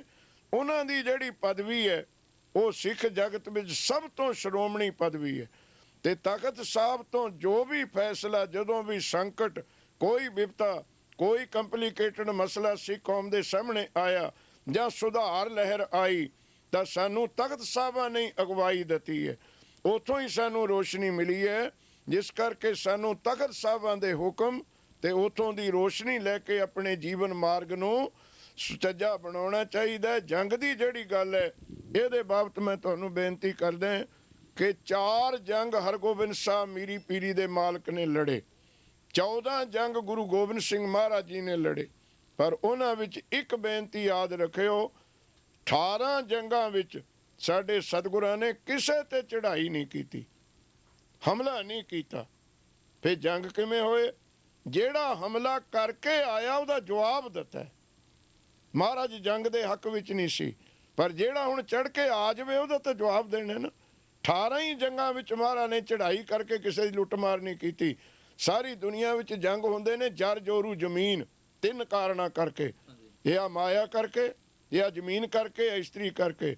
ਪਰ ਸਾਡੇ ਸਤਿਗੁਰਾਂ ਦੇ ਜਿਹੜੇ ਜੰਗ ਨੇ ਉਹ ਧਰਮ ਦੇ ਜੰਗ, ਨਾ ਧਰਤੀ ਦਾ ਮਸਲਾ, ਨਾ ਇਸਤਰੀ ਦਾ ਮਸਲਾ, ਨਾ ਕਿਸੇ ਦਾ ਇੱਕ ਆਨਾ ਖਜ਼ਾਨੇ ਵਿੱਚੋਂ ਲੁੱਟਿਆ ਤੇ ਨਾ ਕਿਸੇ ਦਾ ਜ਼ਮੀਨ ਦਾ ਇੱਕ ਵਿਸਵਾ ਲਿਆ। ਸਗੋਂ ਪਰਾਈਆਂ ਇਸਤਰੀਆਂ ਨੂੰ ਜ਼ਾਲਮਾਂ ਤੋਂ ਛਡਾ ਕੇ ਉਹਨਾਂ ਦੇ ਘਰ ਪਹੁੰਚਾਇਆ। 3400 ਬੀਬੀਆਂ ਫੜੀਆਂ ਹੋਈਆਂ ਸਿੰਘਾਂ ਨੇ ਘਰ ਪਹੁੰਚਾਈਆਂ। ਸੋ ਗੁਰੂ ਹਰਗੋਬਿੰਦ ਸਾਹਿਬ ਜੀ ਨੇ ਪਹਿਲਾ ਜੰਗ ਲੜਨਾ ਪਿਆ। ਉਹਨਾਂ ਦੀ ਤਾਂ ਪੁੱਤਰੀ ਦਾ ਵਿਆਹ ਸੀ, ਗੁਰੂ ਹਰਗੋਬਿੰਦ ਸਾਹਿਬ ਦੀ ਧੀ ਸੀ ਬੀਬੀ ਬੀਰੋ। ਉਹ 5ਵੇਂ ਦਿਨ ਤਾਂ ਉਹਦੇ ਆਨੰਦ ਕਾਰਜ ਸੀ ਬੀਬੀ ਬੀਰੋ ਦੇ, ਤੇ ਉਹ ਤਾਂ ਆਪਣੇ ਵਿਆਹ ਵਿੱਚ ਰੁੱਝੇ ਹੋਏ ਸੀ, ਉਹਨੂੰ ਜੰਗ ਦਾ ਸੁਪਨਾ ਵੀ ਨਹੀਂ ਸੀ। ਉਹ ਵਿਆਹ ਦਾ ਕਾਰਜ ਵੇਖ ਕੇ ਕਿ ਹੁਣ ਇਹ ਵਿਆਹ ਵਿੱਚ ਰੁੱਝੇ ਹੋਏ ਨੇ, ਲਾਹੌਰ ਦਾ ਮੁਖਲਸ ਖਾਂ ਪਠਾਨ ਜਰਨੈਲ 13,000 ਦੀ ਫੌਜ ਲੈ ਕੇ ਸ੍ਰੀ ਅੰਮ੍ਰਿਤਸਰ ਸਾਹਿਬ ਤੇ ਚੜ੍ਹਾਈ ਕਰਕੇ ਆ ਗਿਆ। ਸੋ ਉਹਦਾ ਜਵਾਬ ਦਿੱਤਾ ਹੈ ਮਹਾਰਾਜ ਨੇ। ਉਹਨਾਂ ਦੀ ਤਾਂ ਲੜਕੀ ਦਾ ਵਿਆਹ ਸੀ, ਉਹਨਾਂ ਨੂੰ ਆਪਣੀ ਧੀ ਦਾ ਵਿਆਹ ਵੀ ਬਾਹਰ ਕਰਨਾ ਪਿਆ। ਸੋ ਥੋਪਿਆ ਗਿਆ ਜੰਗ ਮਹਾਰਾਜ ਦੇ ਉੱਤੇ। ਸਭ ਤੋਂ ਪਹਿਲਾ ਜੰਗ ਮਹਾਰਾਜ ਦਾ 6ਵੇਂ ਪਾਤਸ਼ਾਹ ਦਾ ਸ੍ਰੀ ਅੰਮ੍ਰਿਤਸਰ ਸਾਹਿਬ ਦਾ ਹੋਇਆ, ਤੇ 10ਵੇਂ ਪਾਤਸ਼ਾਹ ਦਾ ਸਭ ਤੋਂ ਅਖੀਰੀ ਜੰਗ ਉਹ ਸ੍ਰੀ ਮੁਕਤਸਰ ਸਾਹਿਬ ਦਾ ਹੋਇਆ। ਬਾਬਾ ਜੀ, ਗੁਰੂ ਗ੍ਰੰਥ ਸਾਹਿਬ ਦੇ ਵਿੱਚ ਜਿੱਦਾਂ ਸਾਰੇ ਧਰਮਾਂ ਦੀ ਬਾਣੀ ਸਾਂਝੀ ਹੈ, ਕਿ ਇੱਕ ਸਹਿਜਧਾਰੀ ਜਿਹੜਾ ਉਹ ਗੁਰੂ ਗ੍ਰੰਥ ਸਾਹਿਬ ਜੀ ਦੀ ਹਜ਼ੂਰੀ ਵਿੱਚ ਬੈਠ ਕੇ ਪਾਠ ਕਰ ਸਕਦਾ ਹੈ ਕਿ ਨਹੀਂ? ਸਾਹਿਬ ਸ੍ਰੀ ਗੁਰੂ ਗ੍ਰੰਥ ਸਾਹਿਬ ਜੀ ਜਿੱਥੇ ਪ੍ਰਕਾਸ਼ ਨੇ, ਉਹ ਸਾਰੀ ਦੁਨੀਆ ਦਾ ਸਾਂਝਾ ਦਰਬਾਰ ਹੈ। ਉਤੋਂ ਆਤਮਿਕ ਫੈਸਲੇ ਮਿਲਣੇ ਨੇ, ਜੀਵਨ ਦੇ ਫੈਸਲੇ ਮਿਲਣੇ ਨੇ। ਤੁਹਾਡੇ ਇੱਥੇ ਜੱਜ ਦੀ, ਇਮੀਗ੍ਰੇਸ਼ਨ ਦੇ ਜੱਜ ਦੀ ਕਚਹਿਰੀ ਹੈ, ਉਹ ਸਾਰਿਆਂ ਵਾਸਤੇ ਸਾਂਝੀ ਹੈ। ਪਰ ਜੱਜ ਦੀ ਕੁਰਸੀ ਤੇ ਕੌਣ ਬੈਠੂਗਾ? ਜਿਸ ਨੇ ਜੱਜ ਦਾ ਕੋਰਸ ਪਾਸ ਕੀਤਾ ਹੋਇਆ। ਉਹ ਕੁਰਸੀ ਸਾਰਿਆਂ ਵਾਸਤੇ ਸਾਂਝੀ ਹੈ, ਕਿਸੇ ਦਾ ਵੀ ਉੱਥੇ ਫੈਸਲਾ ਜਾ ਸਕਦਾ, ਕੋਈ ਵੀ ਐਪਲੀਕੇਸ਼ਨ ਦੇ ਸਕਦਾ। ਪਰ ਜੱਜ ਦੀ ਕੁਰਸੀ ਤੇ ਉਹ ਬੈਠ ਸਕਦਾ ਹੈ ਜਿਹੜਾ ਜੱਜ ਪੜ੍ਹਿਆ ਲਿਖਿਆ ਹੋਵੇਗਾ, PCS IS ਹੋਵੇਗਾ।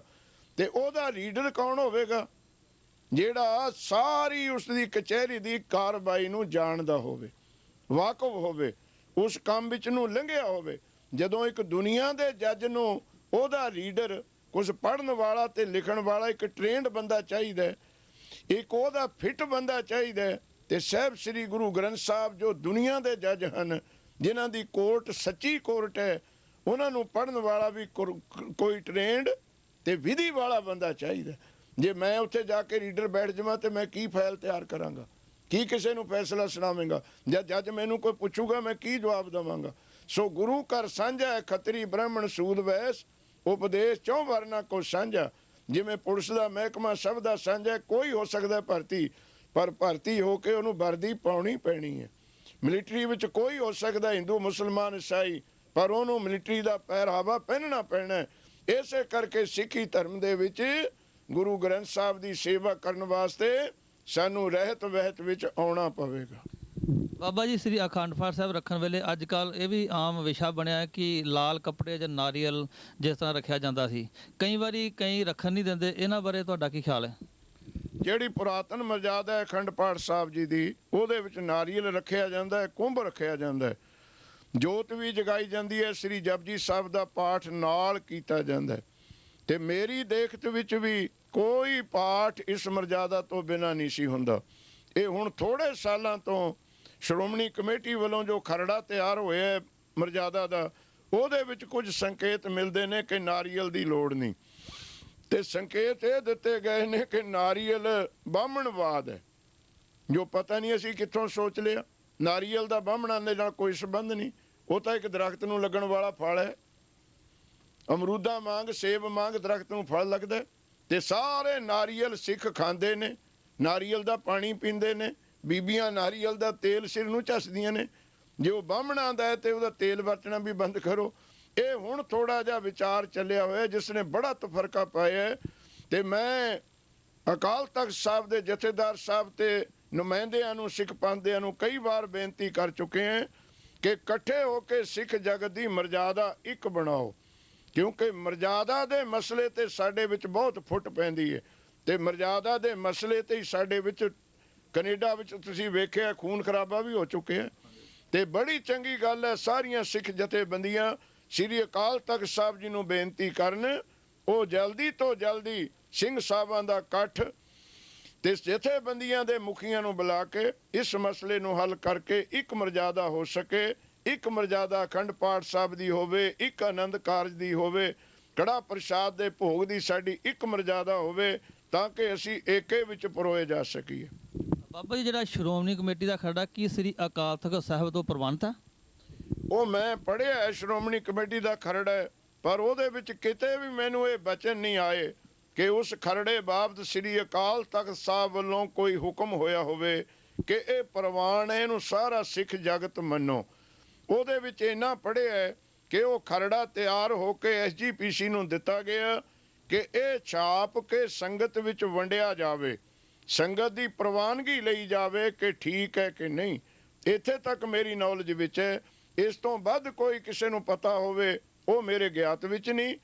ਤੇ ਮੈਂ ਫੇਰ ਦੁਬਾਰਾ ਬੇਨਤੀ ਕਰਦਾ ਕਿ ਉਸ ਖਰੜੇ ਦੇ ਆਧਾਰ ਨੂੰ ਲੈ ਕੇ ਜਿਹੜਾ ਵਾਦ ਵਿਵਾਦ ਚੱਲਿਆ ਹੋਇਆ, ਤੋ ਸਾਡੇ ਜ਼ਿੰਮੇਵਾਰ ਬੰਦਿਆਂ ਦਾ, ਹਸਤੀਆਂ ਦਾ ਇਹ ਫਰਜ਼ ਬਣਦਾ ਹੈ ਕਿ ਇਸ ਵਾਦ ਵਿਵਾਦ ਨੂੰ ਜਲਦੀ ਖਤਮ ਕੀਤਾ ਜਾਵੇ। ਬਾਕੀ ਸੰਤ ਜੀ, ਜਿਹੜੀ ਪ੍ਰਸ਼ਾਦ ਦੇ ਵਿੱਚ ਕਿਰਪਾਨ ਫੇਰਨ ਦੀ ਰਸਮ, ਇਹ ਕਦੋਂ ਤੋਂ ਸ਼ੁਰੂ ਹੋਈ? ਸਾਹਿਬ ਸ੍ਰੀ ਗੁਰੂ ਗੋਬਿੰਦ ਸਿੰਘ ਮਹਾਰਾਜ ਜਦੋਂ ਮਾਛੂਵਾੜੇ ਸੀ, 4 ਚੁਫੇਰੇ ਘੇਰਾ ਪਿਆ ਹੋਇਆ ਸੀ, ਉੱਥੇ ਗਨੀ ਖਾਂ, ਨਬੀ ਖਾਂ ਪਠਾਣਾ ਨੇ ਮਹਾਰਾਜ ਨੂੰ ਉੱਚ ਦੇ ਪੀਰ ਬਣਾਇਆ। ਜਿਹੜਾ ਉੱਚ ਦਾ ਪੀਰ ਸ਼ਬਦ ਹੈ, ਇਹ ਸੰਗਤ ਪੜ੍ਹਦੀ ਸੁਣਦੀ ਬਹੁਤ ਹੈ, ਪਰ ਇਹਦੇ ਬਾਬਤ ਅਸੀਂ ਸੋਚਿਆ ਨਹੀਂ ਇਹ ਕੀ ਚੀਜ਼ ਹੈ। ਉੱਚ ਇੱਕ ਪਿੰਡ ਦਾ ਨਾਮ ਹੈ। ਉਸ ਪਿੰਡ ਵਿੱਚ ਮੁਸਲਮਾਨ ਫਕੀਰਾਂ ਦੀ ਇੱਕ ਗੱਦੀ ਹੈ। ਉਸ ਗੱਦੀ ਤੇ ਜਿਹੜਾ ਮਹੰਤ ਬੈਠਦਾ ਹੈ ਉਹਨੂੰ ਉੱਚ ਦਾ ਪੀਰ ਕਿਹਾ ਜਾਂਦਾ ਹੈ। ਉੱਚ ਦੇ ਪੀਰ ਇੱਕ ਗੱਦੀ ਦਾ ਨਾਮ ਹੈ ਮੁਸਲਮਾਨਾਂ ਦੀ। ਜਿਵੇਂ ਚਿਸ਼ਤੀ ਨੇ, ਚਿਸ਼ਤੀ ਵੀ ਇੱਕ ਗੱਦੀ ਹੈ ਉਹਨਾਂ ਦੀ। ਜਿਵੇਂ ਜਹਾਂਗੀਰ ਦਾ ਪੁੱਤ, ਅਕਬਰ ਦਾ ਪੁੱਤ ਪੈਦਾ ਹੋਇਆ ਸੀ ਜਹਾਂਗੀਰ, ਉਹਦਾ ਨਾਮ ਰੱਖਿਆ ਗਿਆ ਸੀ ਸਲੀਮ ਚਿਸ਼ਤੀ। ਉਹ ਚਿਸ਼ਤੀਆਂ ਦੀ ਗੱਦੀਆਂ ਤੋਂ ਪੁੱਤ ਮਿਲਿਆ ਸੀ, ਜਿਸ ਕਰਕੇ ਚਿਸ਼ਤੀਆਂ ਦੀ ਗੱਦੀ ਹੈ। ਇਸੇ ਤਰ੍ਹਾਂ ਉੱਚ ਦੇ ਪੀਰਾਂ ਦੀ ਇੱਕ ਗੱਦੀ ਹੈ। ਉਹ ਮਹਾਰਾਜ ਉੱਚ ਦੇ ਪੀਰ ਹੋਏ, ਨੀਲੇ ਬਸਤਰ ਪਹਿਨੇ, ਗਨੀ ਖਾਂ, ਨਬੀ ਖਾਂ ਮੂਹਰੇ ਲੱਗੇ ਪਲੰਗ ਦੇ, ਦਇਆ ਸਿੰਘ, ਧਰਮ ਸਿੰਘ ਜੀ ਪਿੱਛੇ ਲੱਗੇ।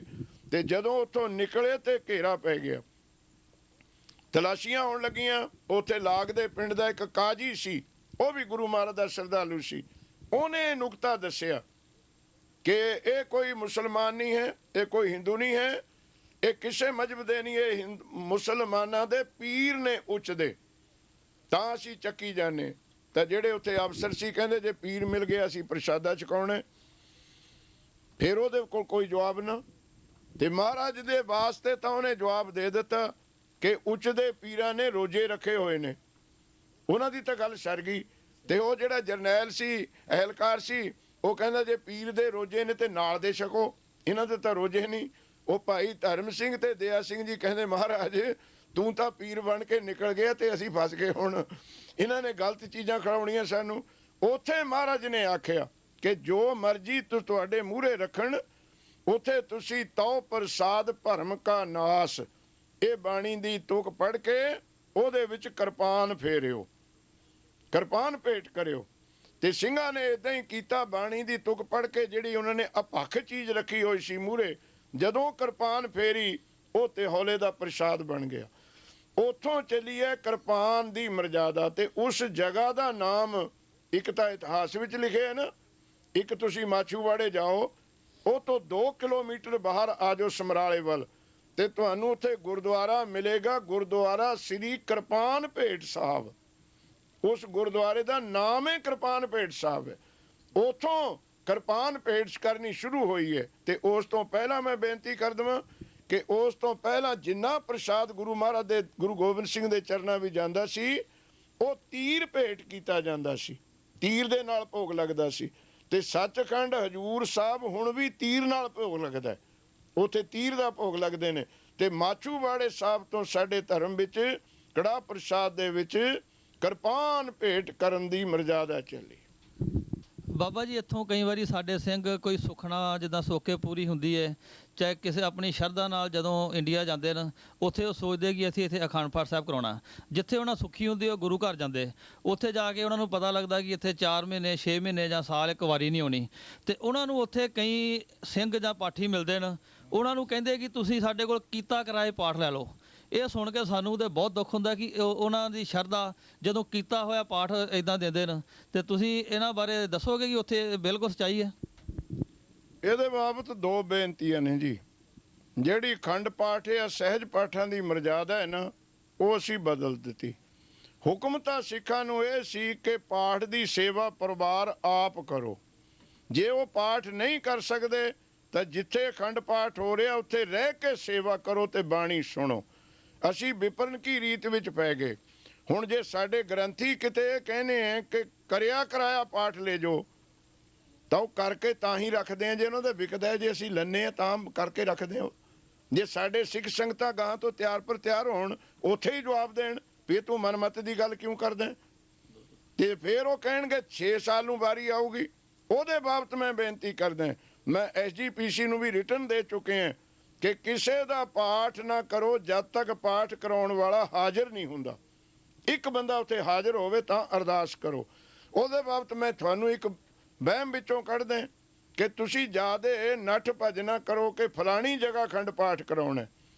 ਤੁਸੀਂ ਅਖੰਡ ਪਾਠ ਉੱਥੇ ਕਰਾਓ ਜਿੱਥੇ ਤੁਸੀਂ ਹਾਜ਼ਰੀ ਭਰ ਸਕੋ, ਜਿੱਥੇ ਤੁਸੀਂ ਹੱਥੀਂ ਸੇਵਾ ਕਰ ਸਕੋ, ਜਿੱਥੇ ਤੁਸੀਂ ਪਰਿਵਾਰ ਬੈਠ ਕੇ ਬਾਣੀ ਪੜ੍ਹ ਸੁਣ ਸਕੋ।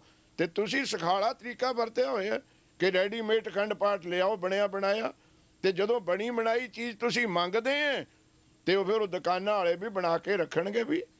ਹੁਣ ਜਿਹੜਾ ਪਰਿਵਾਰ ਕਹੂਗਾ ਮੈਂ ਤਾਂ ਘਰ ਦਾ ਪ੍ਰਸ਼ਾਦਾ ਛਕਣਾ ਤੇ ਕਾਹਨੂੰ ਹੋਟਲ ਦਾ ਡੱਬਾ ਖਰੀਦ ਕੇ ਲਿਆਊ। ਸਾਡੇ ਵਿੱਚ ਵੀ ਘਾਟ, ਅਸੀਂ ਸੁਖਾਲਾ ਕਰਨ ਲੱਗੇ। ਜੇ ਕੋਈ ਗ੍ਰੰਥੀ ਇਹ ਬਚਨ ਕਰਦਾ ਤਾਂ ਮੈਂ ਬਹੁਤ ਕਰੜੇ ਸ਼ਬਦਾਂ ਵਿੱਚ ਇਹਦਾ ਵਿਰੋਧ ਕਰਦਾ ਕਿ ਕਿਸੇ ਗ੍ਰੰਥੀ ਨੂੰ, ਕਿਸੇ ਭਾਈ ਸਾਹਿਬ ਜੀ ਨੂੰ ਇਹ ਬਚਨ ਮੂੰਹ ਤੋਂ ਕਰਨਾ ਨਹੀਂ ਚਾਹੀਦਾ ਕਿ ਬਣਿਆ ਬਣਾਇਆ ਪਾਠ ਲੈ ਜਾਓ। ਇਹ ਮਨ ਮਤ ਹੈ ਔਰ ਗੁਰੂ ਤੋਂ ਉਲਟ ਚੱਲਣ ਵਾਲਿਆਂ ਦੀ ਰੀਤੀ ਹੈ। ਇਹ ਸਾਨੂੰ ਸਮਝਣਾ ਚਾਹੀਦਾ ਹੈ। ਇਹ ਸਾਨੂੰ ਸ਼ਿਕਾਇਤਾਂ ਅੱਗੇ ਵੀ ਆਈਆਂ ਸੀ, ਪਰ ਹੁਣ ਇਹ ਸ਼ਿਕਾਇਤ ਦੂਰ ਕੀਤੀ ਜਾ ਚੁੱਕੀ ਹੈ। ਗਾਹਾਂ ਨੂੰ ਇਹੋ ਜਿਹਾ ਬਚਨ ਤੁਹਾਨੂੰ ਸੁਣਨ ਵਿੱਚ ਨਹੀਂ ਆਵੇਗਾ। ਬਾਬਾ ਜੀ, ਗੁਰੂ ਗ੍ਰੰਥ ਸਾਹਿਬ ਵਿੱਚ ਰਾਗਮਾਲਾ ਬਾਰੇ ਵੀ ਬਹੁਤ ਬਹਿਸ ਹੁੰਦੀ ਦੇਖੀ ਗਈ ਹੈ ਕਿ ਸਾਰਾ ਗੁਰੂ ਗ੍ਰੰਥ ਸਾਹਿਬ ਜੀ ਕਹਿੰਦੇ 31 ਰਾਗਾਂ ਵਿੱਚ, ਤੇ ਰਾਗਮਾਲਾ ਬਾਰੇ ਹੁਣ ਕਈ ਵਾਰੀ ਕਹਿੰਦੇ ਕਿ ਰਾਗਮਾਲਾ ਜਿਹੜੀ ਬਾਅਦ ਚ ਦਰਜ ਕੀਤੀ ਗਈ। ਇਹਨਾਂ ਬਾਰੇ ਸਾਨੂੰ ਚਾਨਣਾ ਪਾਓਗੇ ਤੁਸੀਂ? ਇਹ ਵਾਦ ਵਿਵਾਦ ਕਰਨ ਵਾਲੇ ਸ਼ਰਧਾ ਤੋਂ ਹੀਣ ਹਨ। ਗੁਰੂ ਤੇ ਵਾਦ ਵਿਵਾਦ ਕਰਨਾ ਸਮਝੋ ਸਾਡੀ ਬਦਕਿਸਮਤੀ ਹੈ। ਸਾਡੇ ਹਿੰਦੂ ਵੀਰ ਨੇ, ਉਹਨਾਂ ਦੀ ਗੀਤਾ ਜੀ ਕ੍ਰਿਸ਼ਨ ਭਗਵਾਨ ਤੋਂ ਸੈਂਕੜੇ ਸਾਲ ਬਾਅਦ ਲਿਖੀ ਗਈ। ਕੁਰਾਨ ਮਜੀਦ ਮੁਹੰਮਦ ਸਾਹਿਬ ਤੋਂ ਸੈਂਕੜੇ ਸਾਲ ਬਾਅਦ ਲਿਖੀ ਗਈ। ਵੇਦ ਬ੍ਰਹਮਾ ਜੀ ਤੋਂ ਹਜ਼ਾਰਾਂ ਸਾਲ ਬਾਅਦ ਲਿਖੇ ਗਏ, ਤੇ ਰਮਾਇਣ ਭਗਵਾਨ ਰਾਮਚੰਦਰ ਜੀ ਤੋਂ ਸੈਂਕੜੇ ਸਾਲ ਬਾਅਦ ਲਿਖੀ ਗਈ। ਆ ਜਿਹੜਾ ਤੁਹਾਡਾ ਬਾਈਬਲ ਹੈ, ਇਹ ਈਸਾ ਮਸੀਹ ਤੋਂ ਸੈਂਕੜੇ ਸਾਲ ਬਾਅਦ ਉਹਦੇ ਖਲੀਫਿਆਂ ਨੇ ਲਿਖਿਆ। ਇਹ 4 ਧਰਮ ਕਦੇ ਵੀ ਉਹਨਾਂ ਗ੍ਰੰਥਾਂ ਤੇ ਨੁਕਤਾਚੀਨੀ ਨਹੀਂ ਕਰਨਗੇ ਕਿ ਕਿਹੜੀ ਚੀਜ਼ ਬਾਅਦ ਵਿੱਚ ਲਿਖੀ ਗਈ। ਇਹ ਲਿਖੇ ਹੀ ਬਾਅਦ ਵਿੱਚ ਗਏ ਨੇ। ਤੇ ਸ੍ਰੀ ਗੁਰੂ ਗ੍ਰੰਥ ਸਾਹਿਬ ਦੀ ਬੀੜ ਸਾਡੇ ਸਤਿਗੁਰਾਂ ਦੇ ਹਾਜ਼ਰੀ ਵਿੱਚ ਲਿਖੀ ਹੈ, ਲਿਖੀ ਨਹੀਂ ਸਾਹਿਬ ਸ੍ਰੀ ਗੁਰੂ ਗੋਬਿੰਦ ਸਿੰਘ ਜੀ ਨੇ ਲਿਖਾਈ ਹੈ। ਇਹ ਤੇ ਨੁਕਤਾਚੀਨੀ ਕਰਨੀ ਇਹ ਸਿੱਖੀ ਦਾ ਵਿਰੋਧ ਹੈ। ਰਾਗਮਾਲਾ ਬਾਣੀ ਹੈ ਜੋ ਗੁਰੂ ਗ੍ਰੰਥ ਸਾਹਿਬ ਵਿੱਚ ਦਰਜ ਹੋ ਗਿਆ, ਉਹ ਸਾਨੂੰ ਗੁਰੂ ਰੂਪ ਹੈ। ਇਹ ਹਰ ਜਗ੍ਹਾ ਪੜ੍ਹਨੀ ਚਾਹੀਦੀ ਹੈ। ਤੇ ਹੁਣ ਅਕਾਲ ਤਖਤ ਸਾਹਿਬ ਜੀ ਨੇ ਵੀ ਹੁਕਮ ਕਰ ਦਿੱਤਾ ਹੈ। ਅੱਗੇ ਅਕਾਲ ਤਖਤ ਸਾਹਿਬ ਤੇ ਰਾਗਮਾਲਾ ਪੜ੍ਹੀ ਨਹੀਂ ਸੀ ਜਾਂਦੀ। ਇੱਕ ਪ੍ਰੇਮੀ ਨੇ ਰਾਗਮਾਲਾ ਤੋਂ ਬਿਨਾਂ ਗੁਰੂ ਮਹਾਰਾਜ ਦਾ ਸਰੂਪ ਹੱਥੀਂ ਲਿਖ ਦਿੱਤਾ ਸੀ। ਉਹਨੂੰ ਅਕਾਲ ਤਖਤ ਤੇ ਬੁਲਾ ਕੇ ਮੁਆਫੀ ਦਿੱਤੀ ਗਈ। ਉਹਨੇ ਮਾਫੀ ਮੰਗੀ ਕਿ ਮੇਰੇ ਤੋਂ ਗਲਤੀ ਹੋਈ ਹੈ, ਅੱਗੇ ਨੂੰ ਕੋਈ ਬੀੜ ਰਾਗਮਾਲਾ ਤੋਂ ਬਿਨਾਂ ਨਹੀਂ ਲਿਖੀ ਜਾਊਗੀ। ਤੇ ਹੁਣ ਜਿੱਦਣ ਨਵੇਂ ਅਕਾਲ ਤਖਤ ਸਾਹਿਬ ਦੀ ਪਹਿਲੀ ਸੱਚੇ ਪਾਤਸ਼ਾਹ ਦੀ ਕਿਰਪਾ ਨਾਲ ਅਸੀਂ ਖੁਸ਼ੀ ਮਨਾਈ ਹੈ ਨਾ, ਪਹਿਲਾ ਅਖੰਡ ਪਾਠ ਹੋਇਆ, ਉਸ ਦਿਨ ਤੋਂ ਅਕਾਲ ਤਖਤ ਸਾਹਿਬ ਤੇ ਵੀ ਰਾਗਮਾਲਾ ਪੜ੍ਹੀ ਜਾਣੀ ਸ਼ੁਰੂ ਹੋ ਗਈ ਹੈ। ਬਾਬਾ ਜੀ, ਹੁਣ ਤੁਸੀਂ ਇੱਥੇ ਵੀ ਆ ਕੇ ਦੇਖਿਆ, ਟਰਾਈ ਸਟੇਟ ਸਾਰੇ ਅਮਰੀਕਾ 'ਚ ਘੁੰਮ ਕੇ, ਕੈਨੇਡਾ 'ਚ ਘੁੰਮ ਕੇ, ਉੱਥੇ ਵੀ ਤੁਸੀਂ ਪਿੰਡਾਂ ਵਿੱਚ ਦੇਖੋ, ਪਹਿਲਾਂ ਇੱਕ ਗੁਰੂ ਘਰ ਹੁੰਦਾ ਸੀ, ਹੁਣ ਹਰ ਜਗ੍ਹਾ ਜਿੱਥੇ ਇੱਕ ਸੀ 2-4 ਗੁਰੂ ਘਰ ਬਣ ਰਹੇ ਨੇ। ਕੀ ਤੁਹਾਡੇ ਖਿਆਲ ਦੇ ਅਨੁਸਾਰ ਇਹ ਸਿੱਖ ਕੌਮ ਦੀ ਚੜ੍ਹਦੀ ਕਲਾ ਦਾ ਪ੍ਰਤੀਕ ਹੈ ਕਿ ਨਹੀਂ? ਦੇਖੋ, ਜਿੱਥੇ ਤੱਕ ਗੁਰੂ ਘਰ ਬਣਨੇ ਹੈ, ਇਹ ਤਾਂ ਹੈ ਖਾਲਸੇ ਦੀ ਚੜ੍ਹਦੀ ਕਲਾ। ਦੂਸਰੀ ਗੱਲ ਦਾ ਦੂਸਰਾ ਪਾਸਾ ਲਓ ਕਿ ਉਸ ਗੁਰੂ ਘਰ ਤੋਂ ਅਸੀਂ ਕੰਮ ਕੀ ਲੈ ਰਹੇ ਹਾਂ। ਅਸੀਂ ਕੰਮ ਜੇ ਠੀਕ ਲਈਏ ਫਿਰ ਤਾਂ ਜਿੰਨੇ ਗੁਰੂ ਘਰ ਹੋਣ ਉਹਨੇ ਥੋੜੇ ਕੰਮ ਲਈਏ। ਅਸੀਂ ਇਹ ਨਹੀਂ ਕਹਿ ਸਕਦੇ ਕਿ ਸਕੂਲ ਨਾ ਬਣਾਓ। ਜਿੰਨੇ ਸਕੂਲ ਹੋਣਗੇ ਉਨਾ ਈਜੀ ਹੋਵੇਗਾ, ਉਨੀ ਇਕੱਠ ਨਹੀਂ ਹੋਵੇਗਾ ਬੱਚਿਆਂ ਦਾ।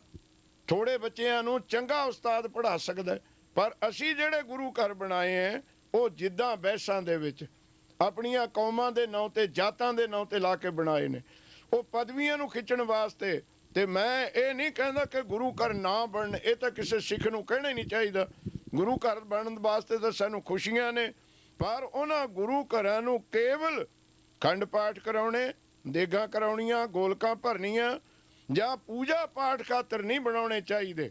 ਉਹ ਸਿਰਫ ਤੇ ਸਿਰਫ ਗੁਰਮਤਿ ਦੇ ਪ੍ਰਚਾਰ ਖਾਤਰ, ਗੁਰਸਿੱਖੀ ਦੇ ਪ੍ਰਚਾਰ ਖਾਤਰ ਜਿੰਨੇ ਵੀ ਗੁਰੂ ਘਰ ਬਣ ਜਾਣ ਉਹ ਸਾਨੂੰ ਖੁਸ਼ੀ ਹੈ। ਜਿੱਦਾਂ ਬੈਸਾਂ ਵਿੱਚ, ਬੇਇਤਫਾਕੀ ਵਿੱਚ ਗੁਰੂ ਘਰ ਬਣਾਉਣੇ, ਇਹ ਸਿੱਖ ਕੌਮ ਦੀ ਸਮਝੋ ਢਹਿੰਦੀ ਕਲਾ ਹੈ। ਇਹਦੇ ਵਿੱਚ ਸਾਡੀ ਕੋਈ ਚੜ੍ਹਦੀ ਕਲਾ ਨਹੀਂ ਹੈ। ਤੇ ਬਾਬਾ ਜੀ ਬਾਕੀ ਇਹ ਵੀ ਇੱਥੇ ਆਮ ਦੇਖਿਆ ਜਾਂਦਾ ਹੈ ਕਿ ਦਾੜੀ ਖੁੱਲੀ ਰੱਖਣ ਬਾਰੇ, ਪ੍ਰਕਾਸ਼ ਕਰਨ ਬਾਰੇ ਜਾਂ ਬੰਨਣ ਬਾਰੇ ਇਹ ਵੀ ਆਮ ਬਹਿਸ ਦੇਖੀ ਜਾਂਦੀ ਹੈ। ਤੁਹਾਡਾ ਇਸ ਬਾਰੇ ਕੀ ਖਿਆਲ ਹੈ? ਇਹ ਸਾਡੇ ਧਰਮ ਵਿੱਚ ਪਹਿਲਾਂ ਫੈਸਲਾ ਹੋ ਚੁੱਕਾ ਹੈ। ਜਿਵੇਂ ਫੌਜ ਹੈ, ਮਿਲਟਰੀ ਹੈ, ਉੱਥੇ ਜਿਹੜੇ ਸਿੱਖ ਸਰਵਿਸ ਕਰਦੇ ਨੇ ਉਹਨਾਂ ਨੂੰ ਦਾੜੀ ਬੰਨਣ ਦਾ ਇਜਾਜ਼ਤ ਹੈ, ਹੁਕਮ ਹੈ, ਬਣ ਸਕਦਾ। ਤੁਹਾਨੂੰ ਜੌਬ ਵਿੱਚ ਕੋਈ ਟਰਬਲ ਹੈ, ਮੁਸ਼ਕਲ ਆਉਂਦੀ ਹੈ, ਕਿਉਂਕਿ ਕਈ ਜਗ੍ਹਾ ਐਸੀਆਂ ਮਸ਼ੀਨਰੀਆਂ ਕੰਮ ਕਰਦੀਆਂ ਨੇ ਜਿੱਥੇ ਤੁਹਾਨੂੰ ਟਰਬਲ ਆਵੇਗੀ ਦਾੜੇ ਦੀ, ਉਸ ਜਗ੍ਹਾ ਤੁਸੀਂ ਬੰਨ ਸਕਦੇ ਹੋ। ਪਰ ਜਦੋਂ ਤੁਸੀਂ ਆਮ ਆਪਣੇ ਜੀਵਨ ਵਿੱਚ ਰਹਿਣਾ, ਜਿੱਥੇ ਕੋਈ ਪ੍ਰੋਬਲਮ ਨਹੀਂ, ਜਾਂ ਕੋਈ ਜੌਬ ਵੀ ਐਸੀ ਹੈ ਜਿੱਥੇ ਤੁਹਾਨੂੰ ਕੋਈ ਪ੍ਰੋਬਲਮ ਨਹੀਂ, ਉੱਥੇ ਸਿੱਖ ਦਾ ਦਾੜਾ ਪ੍ਰਕਾਸ਼ ਹੋਣਾ ਚਾਹੀਦਾ। ਸਾਬਤ ਸੂਰਤ ਸਭ ਨੂੰ ਪਤਾ ਲੱਗੇ ਦਾੜਾ ਪ੍ਰਕਾਸ਼। ਤੇ ਦਾੜੇ ਬਾਬਤ ਮਹਾਰਾਜ ਦਾ ਬਚਨ ਹੈ ਕਿ ਪ੍ਰਕਾਸ਼ ਰੱਖੋ, ਇਹਨਾਂ ਦੀ ਬੇਅਦਬੀ ਨਹੀਂ ਕਰਨੀ, ਤੇ ਦਾੜੇ ਨੂੰ ਜਾਂ ਕਿਸੇ ਕੇਸਾਂ ਨੂੰ ਰੰਗ ਨਹੀਂ ਲਾਉਣਾ, ਬਾਦ ਵਿਵਾਦ ਵਿੱਚ ਨਹੀਂ ਪੈਣਾ। ਮਿਲਟਰੀ ਵਿੱਚ ਜਿੰਨੇ ਖਾਲਸੇ ਉਹਨਾਂ ਨੂੰ ਦਾੜਾ ਬੰਨਣਾ ਪੈਣਾ, ਉੱਥੇ ਦਾ ਅਸੂਲ ਹੈ। ਪਰ ਜਦੋਂ ਬਾਹਰ ਆਉਂਦੇ ਨੇ ਉਦੋਂ ਵੀ ਬੰਨ ਕੇ ਰੱਖਦੇ ਨੇ, ਫਿਰ ਉੱਥੇ ਤਾਂ ਅਸੂਲ ਨਹੀਂ ਨਾ ਹੈ। ਸੋ ਦਾੜਾ ਪ੍ਰਕਾਸ਼ ਰੱਖਿਆ ਜਾਵੇ, ਬਹੁਤ ਅੱਛੀ ਗੱਲ ਹੈ। ਪਰ ਜੇ ਕਿਸੇ ਮਜਬੂਰੀ ਕਾਰਨ ਕੰਮ ਤੇ ਜਾਂ ਮਿਲਟਰੀ ਵਿੱਚ ਜਾਂ ਹੋਰ ਜਗ੍ਹਾ ਬੰਨਣ ਦਾ ਤੁਹਾਨੂੰ ਹੁਕਮ ਹੈ ਕਿਸੇ ਡਿਪਾਰਟਮੈਂਟ ਵੱਲੋਂ, ਤਾਂ ਉੱਥੇ ਬੰਨ ਲੈਣਾ ਬੇਅਦਬੀ ਨਹੀਂ ਹੈ। ਇਹ ਕੱਟੜਵਾਦ ਵਿੱਚ ਨਹੀਂ ਪੈਣਾ ਕਿ ਦਾੜਾ ਬੰਨ ਲਿਆ ਤੇ ਬੇਅਦਬੀ ਹੋ ਗਈ।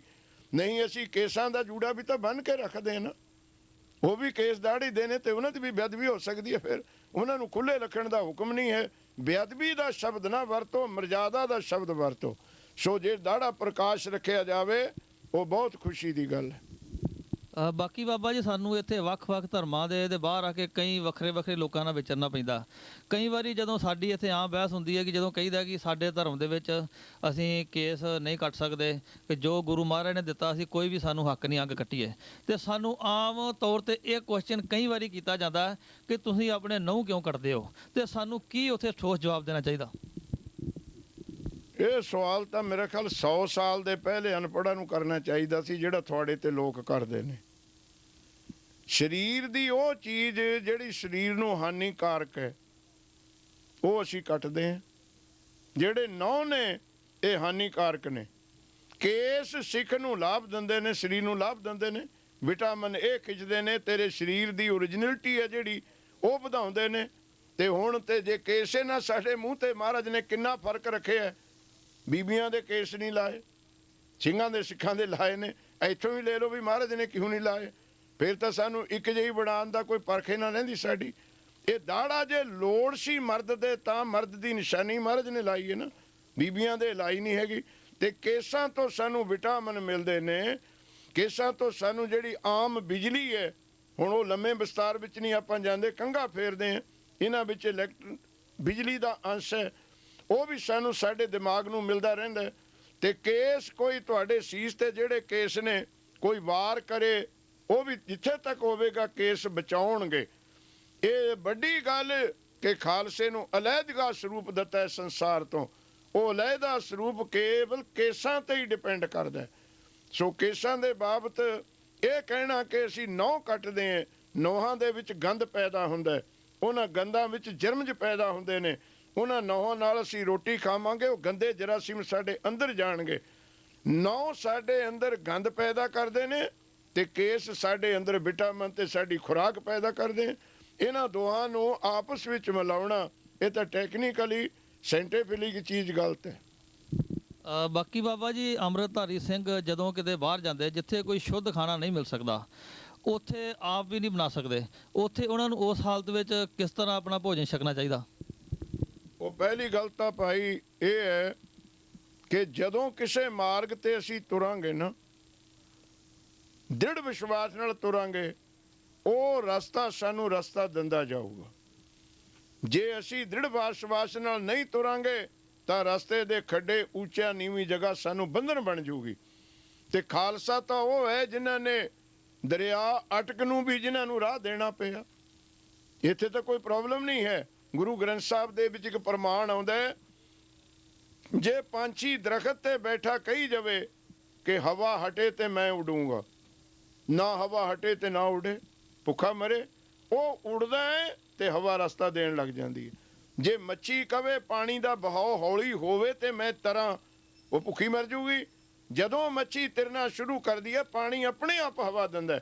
ਜਦੋਂ ਗੁਰਸਿੱਖ ਗੁਰੂ ਦੇ ਮਾਰਗ ਤੇ ਤੁਰਨਾ ਸ਼ੁਰੂ ਕਰਦੇ ਨਾ, ਗੁਰੂ ਆਪ ਇਹਨੂੰ ਮਾਰਗ ਦਿੰਦੇ ਨੇ। ਤੇ ਜ਼ਿਆਦਾ ਕੰਪਲੀਕੇਸ਼ਨ ਵਿੱਚ ਨਹੀਂ ਪੈਣਾ ਕਿ ਬਾਹਰ ਦੀ ਕੋਈ ਚੀਜ਼ ਨਹੀਂ ਖਾਣੀ, ਕਿਸੇ ਦੇ ਹੱਥ ਦੀ ਕੋਈ ਚੀਜ਼ ਨਹੀਂ ਖਾਣੀ। ਸਾਡਾ ਗ੍ਰਸਤੀ ਜੀਵਨ ਹੈ, ਅਸੀਂ ਬਾਹਰ ਸਫ਼ਰ ਵੀ ਕਰਨਾ, ਕਈ ਦਿਨ ਬਾਹਰ ਰਹਿਣਾ। ਸੋ ਸਿੱਖ ਨੂੰ ਸੰਕੋਚ ਚਾਹੀਦੀ ਹੈ, ਜਿੱਥੇ ਤੱਕ ਉਹਦੀ ਪਹੁੰਚ ਹੈ ਉੱਥੇ ਤੱਕ ਬਚਾਅ ਚਾਹੀਦਾ। ਤੇ ਮਹਾਰਾਜ ਆਪੇ ਫਲ ਫਰੂਟ ਮਿਲਦੇ ਨੇ, ਦੁੱਧ ਮਿਲਦਾ ਹੈ। ਤੇ ਜਿਆਦੇ ਹੁਣ ਵੇਖੋ ਅਸੀਂ ਇੱਥੇ ਆਉਨੇ, ਹਵਾਈ ਜਹਾਜ਼ 'ਚ ਆਉਣ ਲੱਗਿਆਂ ਦੀ ਸਾਡੀ ਕਿਰਪਾਨ ਤਾਰ ਲੈਂਦੇ, ਚੜ੍ਹ ਨਹੀਂ ਦਿੰਦੇ। ਤੇ ਅਸੀਂ ਇੰਡੀਆ ਅੰਬੈਸੀ ਜਾਂਦੇ, ਉੱਥੇ ਸਾਨੂੰ ਕਿਰਪਾਨ ਪਾ ਕੇ ਨਹੀਂ ਜਾਣ ਦਿੰਦੇ। ਤੋ ਉਹਨੂੰ ਪਾਪ ਨਹੀਂ ਕਹਿਣਾ, ਉਹ ਸਿੱਖ ਦੀ ਮਜਬੂਰੀ ਹੈ ਕਿ ਸਮੇਂ ਦੇ ਅਧੀਨ ਸਾਨੂੰ ਚੱਲਣਾ ਪੈ ਰਿਹਾ ਹੈ। ਗੁਰੂ ਮਹਾਰਾਜ ਕਿਰਪਾ ਕਰੇ ਸਾਡੀਆਂ ਜਥੇਬੰਦੀਆਂ ਵਿੱਚ ਏਕਾ ਆਵੇ। ਇਹ ਸਭ ਚੀਜ਼ਾਂ ਸੋਲਵ ਹੋ ਸਕਦੀਆਂ ਜੇ ਅਸੀਂ ਇੱਕ ਹੋ ਜਾਈਏ।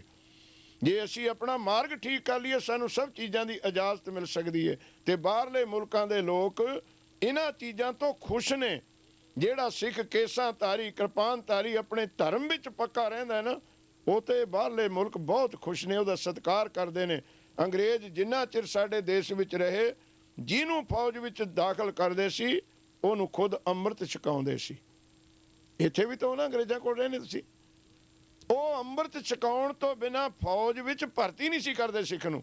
ਜੇ ਇਸ ਰਹਿਤ ਤੋਂ ਉਹਨਾਂ ਨੂੰ ਨਫ਼ਰਤ ਹੁੰਦੀ ਤੇ ਉਹ ਕਹਿ ਦਿੰਦੇ ਬਾਲ ਕਟਾਓ ਤੇ ਫੌਜ ਵਿੱਚ ਆਓ। ਸਗੋਂ ਖੁਦ ਅੰਮ੍ਰਿਤ ਛਕਾ ਕੇ ਫੌਜੀ ਬਣਾਉਂਦੇ ਸੀ। ਉਹ ਤਾਂ ਸਤਿਕਾਰ ਕਰਦੇ ਨੇ। ਇਹ ਸਾਡੇ ਮਨ ਦੀਆਂ ਹੁਜਤਾਂ ਨੇ ਭਾਈ।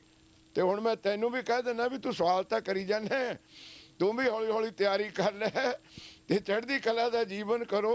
ਇਹ ਤਾਂ ਦੇਖ ਕੇ ਸਾਰੇ ਖੁਸ਼ ਹੋਣਗੇ, ਸਾਰੇ ਖੁਸ਼ ਹੁੰਦੇ ਨੇ। ਤੇ ਕੇਸਾਂ ਦੀ ਬੇਅਦਬੀ ਸਭ ਤੋਂ ਵੱਡੀ ਬੇਅਦਬੀ ਹੈ ਸਾਡੇ ਧਰਮ।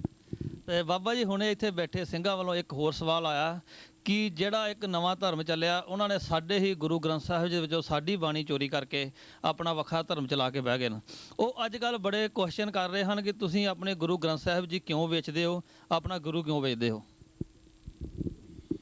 ਇਹ ਜਿਹੜਾ ਚੋਰੀ ਦੀ ਗੱਲ ਕੀਤੀ ਹੈ ਨਾ, ਇੱਥੇ ਮੈਂ ਭਾਈ ਤੈਨੂੰ ਇੱਕ ਬੇਨਤੀ ਕਰਦਾ ਕਿ ਚੋਰੀ ਅਗਲਾ ਤਾਂ ਕਰਦਾ ਜੇ ਸਾਡੇ ਵਿੱਚ ਕਮਜ਼ੋਰੀ ਹੋਵੇ। ਤੁਹਾਡੇ ਘਰ ਤੋਂ ਕੋਈ ਚੀਜ਼ ਤਾਂ ਚੱਕੂ ਜੇ ਤੁਸੀਂ ਸੁੱਤੇ। ਜੇ ਤੁਸੀਂ ਤਕੜੇ ਹੋ, ਤੁਸੀਂ ਅਲਰਟ ਹੋ, ਤੇ ਕੌਣ ਚੋਰੀ ਕਰ ਸਕੇ? ਇਹ ਕਮਜ਼ੋਰੀ ਪਹਿਲਾਂ ਸਾਡੀ ਹੈ ਕਿ ਸਾਡੇ ਗੁਰੂ ਘਰ ਦੇ ਵਿੱਚ ਚੋਰ ਆਏ ਤੇ ਚੋਰੀ ਕੀਤੀ।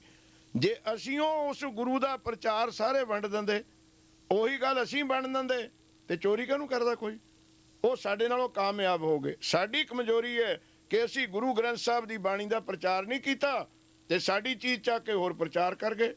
ਸੋ ਉਹਨਾਂ ਦੀ ਨਿੰਦਿਆ ਜਾਂ ਉਹਨਾਂ ਨੂੰ ਮਾੜਾ ਕਹਿਣਾ, ਇਸ ਦਾ ਕੋਈ ਇਲਾਜ ਨਹੀਂ ਹੈ। ਇਸ ਦਾ ਇੱਕੋ ਇੱਕ ਇਲਾਜ ਹੈ ਕਿ ਜਿਸ ਬਾਣੀ ਦਾ ਪ੍ਰਚਾਰ ਕਰਕੇ ਉਹ ਇੱਥੇ ਤੱਕ ਵੱਧ ਗਏ, ਉਹੀ ਬਾਣੀ ਦਾ ਪ੍ਰਚਾਰ ਅਸੀਂ ਕਰ ਕਰ ਪਹੁੰਚਾਈਏ। ਦੂਜਾ ਤੁਹਾਡਾ ਸਵਾਲ ਇੱਕ ਵਿੱਚ ਹੋਰ ਸੀ ਇਹਦੇ, ਹਾਂ ਗੁਰੂ ਗ੍ਰੰਥ ਸਾਹਿਬ ਵੇਚਣਾ। ਇਹ ਕੋਈ ਵੇਚਣ ਵਾਲੀ ਗੱਲ ਨਹੀਂ ਹੈ, ਇਹ ਮਨਮਤੀਆਂ ਦੀ ਆਪਣੀ ਰਾਏ ਹੈ। ਕੋਈ ਸਿੱਖ ਗੁਰੂ ਗ੍ਰੰਥ ਸਾਹਿਬ ਨਹੀਂ ਵੇਚਦਾ। ਜਦੋਂ ਕੋਈ ਗੁਰੂ ਗ੍ਰੰਥ ਸਾਹਿਬ ਦਾ ਸਰੂਪ ਲੈਣ ਜਾਂਦੇ ਨੇ ਸਿੱਖ, ਉਹਨਾਂ ਦੀ ਆਪਣੀ ਇੱਛਾ ਹੁੰਦੀ ਹੈ ਅਸੀਂ ਸਤਿਗੁਰ ਪਾਤਸ਼ਾਹ ਨੂੰ ਲੈਣ ਆਏ ਹਾਂ, ਇਹਨਾਂ ਦੀ ਦਰਸ਼ਨੀ ਭੇਟਾ, ਇਹਨਾਂ ਦੇ ਲਿਜਾਣ ਦੀ ਭੇਟਾ ਅਸੀਂ ਖੁਦ ਦੇ ਕੇ ਜਾਈਏ। ਉਹ ਆਪਣਾ ਫਰਜ਼ ਅਦਾ ਕਰਦੇ ਨੇ। ਨਾਲੇ ਹੁਣ SGPC ਨੇ ਫੈਸਲਾ ਕਰ ਦਿੱਤਾ ਹੈ ਕੋਈ ਗੁਰੂ ਗ੍ਰੰਥ ਸਾਹਿਬ ਕਿਸੇ ਭੇਟਾ ਤਾਂ ਨਹੀਂ ਦਿੱਤਾ ਜਾਵੇਗਾ। ਤੁਸੀਂ ਆਪਣੇ ਨਜ਼ਦੀਕ ਦੇ ਗੁਰੂ ਘਰ ਨੂੰ ਲਿਖੋ, ਮੈਨੇਜਰ ਨੂੰ ਦੱਸੋ, ਜਿੰਨੇ ਸਰੂਪ ਤੁਹਾਨੂੰ ਚਾਹੀਦੇ ਹੋਣਗੇ ਉਹ ਤੁਹਾਡੇ ਕੋਲ ਖੁਦ ਅਕਾਲ ਤਖਤ ਸਾਹਿਬ ਤੇ 5 ਪਿਆਰਿਆਂ ਦੀ ਸਪੈਸ਼ਲ ਡਿਊਟੀ ਹੈ, ਸਪੈਸ਼ਲ ਗੱਡੀ ਹੈ ਲੱਖਾਂ ਰੁਪਏ ਦੀ। ਜਿੱਥੋਂ ਵੀ ਚਿੱਠੀ ਆਉਂਦੀ ਹੈ ਉਹ 5 ਪਿਆਰਿਆਂ ਦੇ ਪਹਿਰੇ ਵਿੱਚ ਸ੍ਰੀ ਗੁਰੂ ਗ੍ਰੰਥ ਸਾਹਿਬ ਜੀ ਨੂੰ ਕਿਸੇ ਕੀਮਤ ਤੋਂ ਬਿਨਾਂ, ਤੇਲ ਵੀ ਨਹੀਂ ਲੈਣਾ, ਕੋਈ ਖਰਚ ਨਹੀਂ ਲੈਣਾ। ਇਹ ਐਸਜੀਪੀਸੀ ਵੱਲੋਂ 5 ਸਿੰਘਾਂ ਦੀ ਮੁਕਰਰ ਡਿਊਟੀ ਹੈ ਅੰਮ੍ਰਿਤਸਰ ਸਾਹਿਬ। ਤੁਸੀਂ ਟੈਲੀਫੋਨ ਕਰੋ, ਚਿੱਠੀ ਪਾਓ, ਜਿੱਥੇ ਵੀ ਤੁਸੀਂ ਕਹੋਗੇ ਉੱਥੇ ਹੀ ਸਤਿਗੁਰਾਂ ਦਾ ਸਰੂਪ ਪੁੱਜੇਗਾ। ਇਹ ਜਿਹੜੇ ਮਨਮਤੀਏ ਕਰਦੇ ਨੇ ਨਾ, ਮੁੱਲ ਤਾਂ ਉਹ ਲੈਂਦੇ ਨੇ ਜਿਹੜੇ ਦੇਹਧਾਰੀ ਗੁਰੂ ਹੈ। ਕਰੋੜਾਂ ਰੁਪਏ ਲੋਕਾਂ ਤੋਂ ਇਕੱਠਾ ਕਰਦੇ ਨੇ, ਪੂਜਾ ਕਰਾਉਂਦੇ ਨੇ ਤੇ ਕਹਿੰਦੇ ਸਾਡੇ ਗੁਰੂ ਤੋਂ। ਸਾਡੇ ਗੁਰੂ ਨੇ ਤਾਂ ਕਦੇ ਕਿਸੇ ਗੁਰੂ ਗ੍ਰੰਥ ਸਾਹਿਬ ਵਿੱਚੋਂ ਬਚਨ ਨਹੀਂ ਆਇਆ ਕਿ ਮੈਨੂੰ ਪੈਸੇ ਦਿਓ, ਮੇਰੀ ਭੇਟਾ ਦਿਓ। ਇਹ ਸਾਡੀ ਸ਼ਰਧਾ ਹੈ ਆਪਣੇ ਗੁਰੂ ਦੇ ਪ੍ਰਤੀ, ਜਿਹੜੀ ਅਸੀਂ ਭੇਟਾ ਰੱਖਦੇ। ਬਾਕੀ ਬਾਬਾ ਜੀ ਹੁਣ ਇੱਕ ਸਵਾਲ ਜਿਹੜਾ ਉਹ ਪੁੱਛਣਾ ਬਹੁਤ ਜ਼ਰੂਰੀ ਹੈ ਕਿ ਕਹਿਣੀ ਕਥਨੀ ਦੇ ਪੱਕੇ ਇਸ ਸਦੀ ਦੇ ਮਹਾਨ ਸੰਤ ਜਰਨੈਲ ਸਿੰਘ ਜੀ ਭਿੰਡਰਾਂ ਵਾਲੇ, ਇਹਨਾਂ ਦੇ ਨਾਮ ਦੇ ਉੱਤੇ ਵੀ ਅੱਜ ਕੱਲ੍ਹ ਆਮ ਬਹਿਸ ਹੁੰਦੀ ਹੈ। ਵਿੱਚੋਂ ਕਈ ਕਹਿੰਦੇ ਆ ਕਿ ਸੰਤ ਸ਼ਹੀਦ ਹੋ ਗਏ ਹਨ, ਕਈ ਇਸ ਬਾਰੇ ਕੁਝ ਹੋਰ ਵਿਚਾਰ ਦਿੰਦੇ ਹਨ। ਇਹਨਾਂ ਬਾਰੇ ਪਲੀਜ਼ ਅਸੀਂ ਤੁਹਾਡੇ ਕੋਲ ਜ਼ਰੂਰ ਪੁੱਛਾਂਗੇ। ਜ਼ਰੂਰ ਪੁੱਛੋ ਜੀ, ਪਰ ਤੁਹਾਨੂੰ ਪੁੱਛਣ ਵਾਲਿਓ, ਸਾਡਾ ਵਿਸ਼ਵ ਦਾ ਇਕੱਠ ਹੋਇਆ ਸੀ 1995 ਵਿੱਚ ਸ੍ਰੀ ਅਕਾਲ ਤਖਤ ਸਾਹਿਬ ਦੀ ਛਤਰ ਛਾਇਆ ਹੇਠ, ਜਿਹਨੂੰ ਸਾਰੇ ਸਿੱਖ ਜਗਤ ਦਾ ਇਕੱਠ ਕਿਹਾ ਜਾਂਦਾ। ਸਾਰੇ ਮੁਲਕਾਂ ਚੋਂ ਸਿੱਖ ਗਏ ਸੀ, ਸਾਰੀਆਂ ਜਥੇਬੰਦੀਆਂ ਗਏ ਸੀ ਤੇ ਦਾਸ ਉੱਥੇ ਹਾਜ਼ਰ ਸੀ। ਉੱਥੇ ਉਸ ਵਿਸ਼ਵ ਦੇ ਇਕੱਠ ਵਿੱਚ, ਵਿਸ਼ਵ ਸਿੱਖ ਇਕੱਠ ਦੇ ਵਿੱਚ, ਸੰਮੇਲਨ ਵਿੱਚ ਇਹ ਐਲਾਨ ਕੀਤਾ ਗਿਆ ਕਿ ਸੰਤ ਜਰਨੈਲ ਸਿੰਘ ਜੀ ਸ਼ਹੀਦ ਹੋ ਚੁੱਕੇ ਹਨ ਤੇ ਉਹਨਾਂ ਦੇ ਨਾਂ ਦਾ ਸਿਰੋਂ ਪਾਉ ਦਿੱਤਾ ਗਿਆ ਉਸ ਇਕੱਠ ਦੇ ਵਿੱਚ। ਤੇ ਜਾਗਾ ਤੇ ਤੁਸੀਂ ਸੁਣਦੇ ਹੋ ਜਿਹੜੇ ਵੀਰ ਕਹਿੰਦੇ ਨੇ ਅਸੀਂ ਨੁਕਤਾਚੀਨੀ ਨਹੀਂ ਕਰਦੇ, ਉਹਨਾਂ ਦੀ ਆਪਣੀ ਵਿਚਾਰ ਹੈ। ਪਰ ਭਰੇ ਇਕੱਠ ਵਿੱਚ, ਦੁਨੀਆ ਦੇ ਇਕੱਠ ਵਿੱਚ, ਸ੍ਰੀ ਅੰਮ੍ਰਿਤਸਰ ਸਾਹਿਬ ਵਿਸ਼ਵ ਸਿੱਖ ਸੰਮੇਲਨ ਦੇ ਵਿੱਚ ਸੰਤ ਮਹਾਰਾਜ ਬਾਬਾ ਜਰਨੈਲ ਸਿੰਘ ਜੀ ਭਿੰਡਰਾਂ ਵਾਲਿਆਂ ਨੂੰ ਸ਼ਹੀਦ ਕਰਾਰ ਦੇ ਦਿੱਤਾ ਗਿਆ। ਬਾਬਾ ਜੀ ਹੁਣ ਅਸੀਂ ਤੁਹਾਡੇ ਕੋਲ ਪੁੱਛਾਂਗੇ ਕਿ ਇਸ ਸਮੇਂ ਦੇ ਉੱਤੇ ਸਿੱਖ ਕੌਮ ਲਈ ਸਭ ਤੋਂ ਕਿਹੜਾ ਜ਼ਰੂਰੀ ਸਟੈਪ ਜਿਹੜਾ ਚੁੱਕਣਾ ਚਾਹੀਦਾ?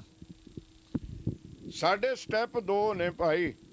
ਇੱਕ ਤਾਂ ਸਟੈਪ ਹੈ ਅਸੀਂ ਸਿੱਖੀ ਦਾ ਪ੍ਰਚਾਰ, ਤੇ ਉਹ ਪ੍ਰਚਾਰ ਜਿਹੜਾ ਪਹਿਲਾ ਸਵਾਲ ਆਇਆ ਸੀ, ਪ੍ਰਚਾਰਕਾਂ ਤੱਕ ਨਾ ਛੱਡੋ। ਜਿੱਥੇ ਜਿੱਥੇ ਵੀ ਕਿਸੇ ਦੀ ਪਹੁੰਚ ਹੈ ਨਾ, ਉੱਥੇ ਤੱਕ ਉਹ ਪ੍ਰਚਾਰ ਆਪ ਕਰੋ। ਆਪਾਂ ਪੰਜਾਬ ਚੋਂ ਆਏ ਹਾਂ, ਜਿਹੜਾ ਨਿਆਣੇ ਦਾ ਕੰਮ ਹੈ ਉਹ ਆਪਾਂ ਨਿਆਣੇ ਨੂੰ ਦੇ ਦਿੰਦੇ ਹਾਂ, ਉਹਨੂੰ ਕਹਿ ਦਾਂਗੇ ਤੂੰ ਹਾਜ਼ਰੀ ਦੇ ਗਡਾਈ ਕਰਦਿਆਂ ਦੀ। ਜਿਹੜਾ ਜਵਾਨ ਆ ਉਹ ਗਡਾਈ ਕਰੂਗਾ, ਜਿਹੜਾ ਥੋੜਾ ਜਿਹਾ ਕਮਜ਼ੋਰ ਹੋਵੇ ਉਹਨੂੰ ਚਰੀ ਵੱਢਣ ਲਾ ਦੇਂਗੇ, ਤੇ ਜਿਹੜਾ ਬੁੜਾ ਹੋਊਗਾ ਹੋਰ ਕੰਮ ਕਰ ਨਹੀਂ ਸਕਦਾ ਉਹਨੂੰ ਮੈਸਾਂ ਦੇ ਪਿੱਛੇ ਡਾਂਗ ਲੈ ਕੇ ਦੇ ਦੇਂਗੇ ਜਾਂ ਟੋਭੇ ਨਾਲ ਨਲਾ ਕੇ ਆ। ਦੇਖੋ ਤਾਂ ਪਰਿਵਾਰ ਦਾ ਕੰਮ ਚੱਲਦਾ। ਇਸੇ ਤਰ੍ਹਾਂ ਹੁਣ ਆਪਾਂ ਨੂੰ ਫਾਰਮੂਲਾ ਵਰਤਣਾ ਪਊ। ਜਿੱਥੇ ਤੱਕ ਕਿਸੇ ਸਿੱਖ ਦੀ ਪਹੁੰਚ ਹੈ ਉੱਥੇ ਤੱਕ ਉਹ ਖੁਦ ਪ੍ਰਚਾਰ ਕਰੇ। ਤੇ ਪ੍ਰਚਾਰ ਦਾ ਸਭ ਤੋਂ ਪਹਿਲੀ ਗੱਲ ਹੈ ਇੱਕ ਸਿੱਖ ਧਰਮ ਵਾਸਤੇ। ਮੈਨੂੰ ਰਾਤ ਵੀ ਸਿੰਘਾਂ ਦੇ ਘਰ ਅਸੀਂ ਲੰਗਰ ਛਕਣ ਗਏ ਸੀ ਤੇ ਉਹਨਾਂ ਨੇ ਵੀ ਸਵਾਲ ਕੀਤਾ ਸੀ ਕਿ ਸਿੰਘਾਂ ਨੂੰ ਜੀ ਹੁਣ ਕੀ ਕਰਨਾ ਚਾਹੀਦਾ? ਤੇ ਮੇਰਾ ਤਾਂ ਮੋਟਾ ਜਿਹਾ ਸਵਾਲ ਸੀ, ਸਿੰਘਾਂ ਨੂੰ ਸਿੰਘਾਂ ਵਾਲੇ ਕੰਮ ਕਰਨੇ ਚਾਹੀਦੇ ਨੇ, ਰਾਗੀਆਂ ਨੂੰ ਰਾਗੀ ਵਾਲੇ ਕੰਮ ਕਰਨੇ ਚਾਹੀਦੇ ਨੇ, ਭਲਵਾਨਾਂ ਨੂੰ ਭਲਵਾਨਾਂ ਵਾਲੇ ਕਰਨੇ ਚਾਹੀਦੇ ਨੇ, ਤੇ ਸਿੰਘਾਂ ਨੂੰ ਵੀ ਸਿੰਘਾਂ ਵਾਲੇ ਕੰਮ ਕਰਨੇ ਚਾਹੀਦੇ ਨੇ। ਸਿੰਘਾਂ ਦੇ ਕੰਮ ਨੇ ਆਪਣੇ ਧਰਮ ਦਾ ਪ੍ਰਚਾਰ। ਧਰਮ ਉੱਤੇ ਅਟੈਕ ਆਉਂਦਾ ਹੈ, ਉਹਦੇ ਸਾਹਮਣੇ ਖੜ ਕੇ ਖੱਤਰੀ ਬਣ ਕੇ ਡਟਣਾ।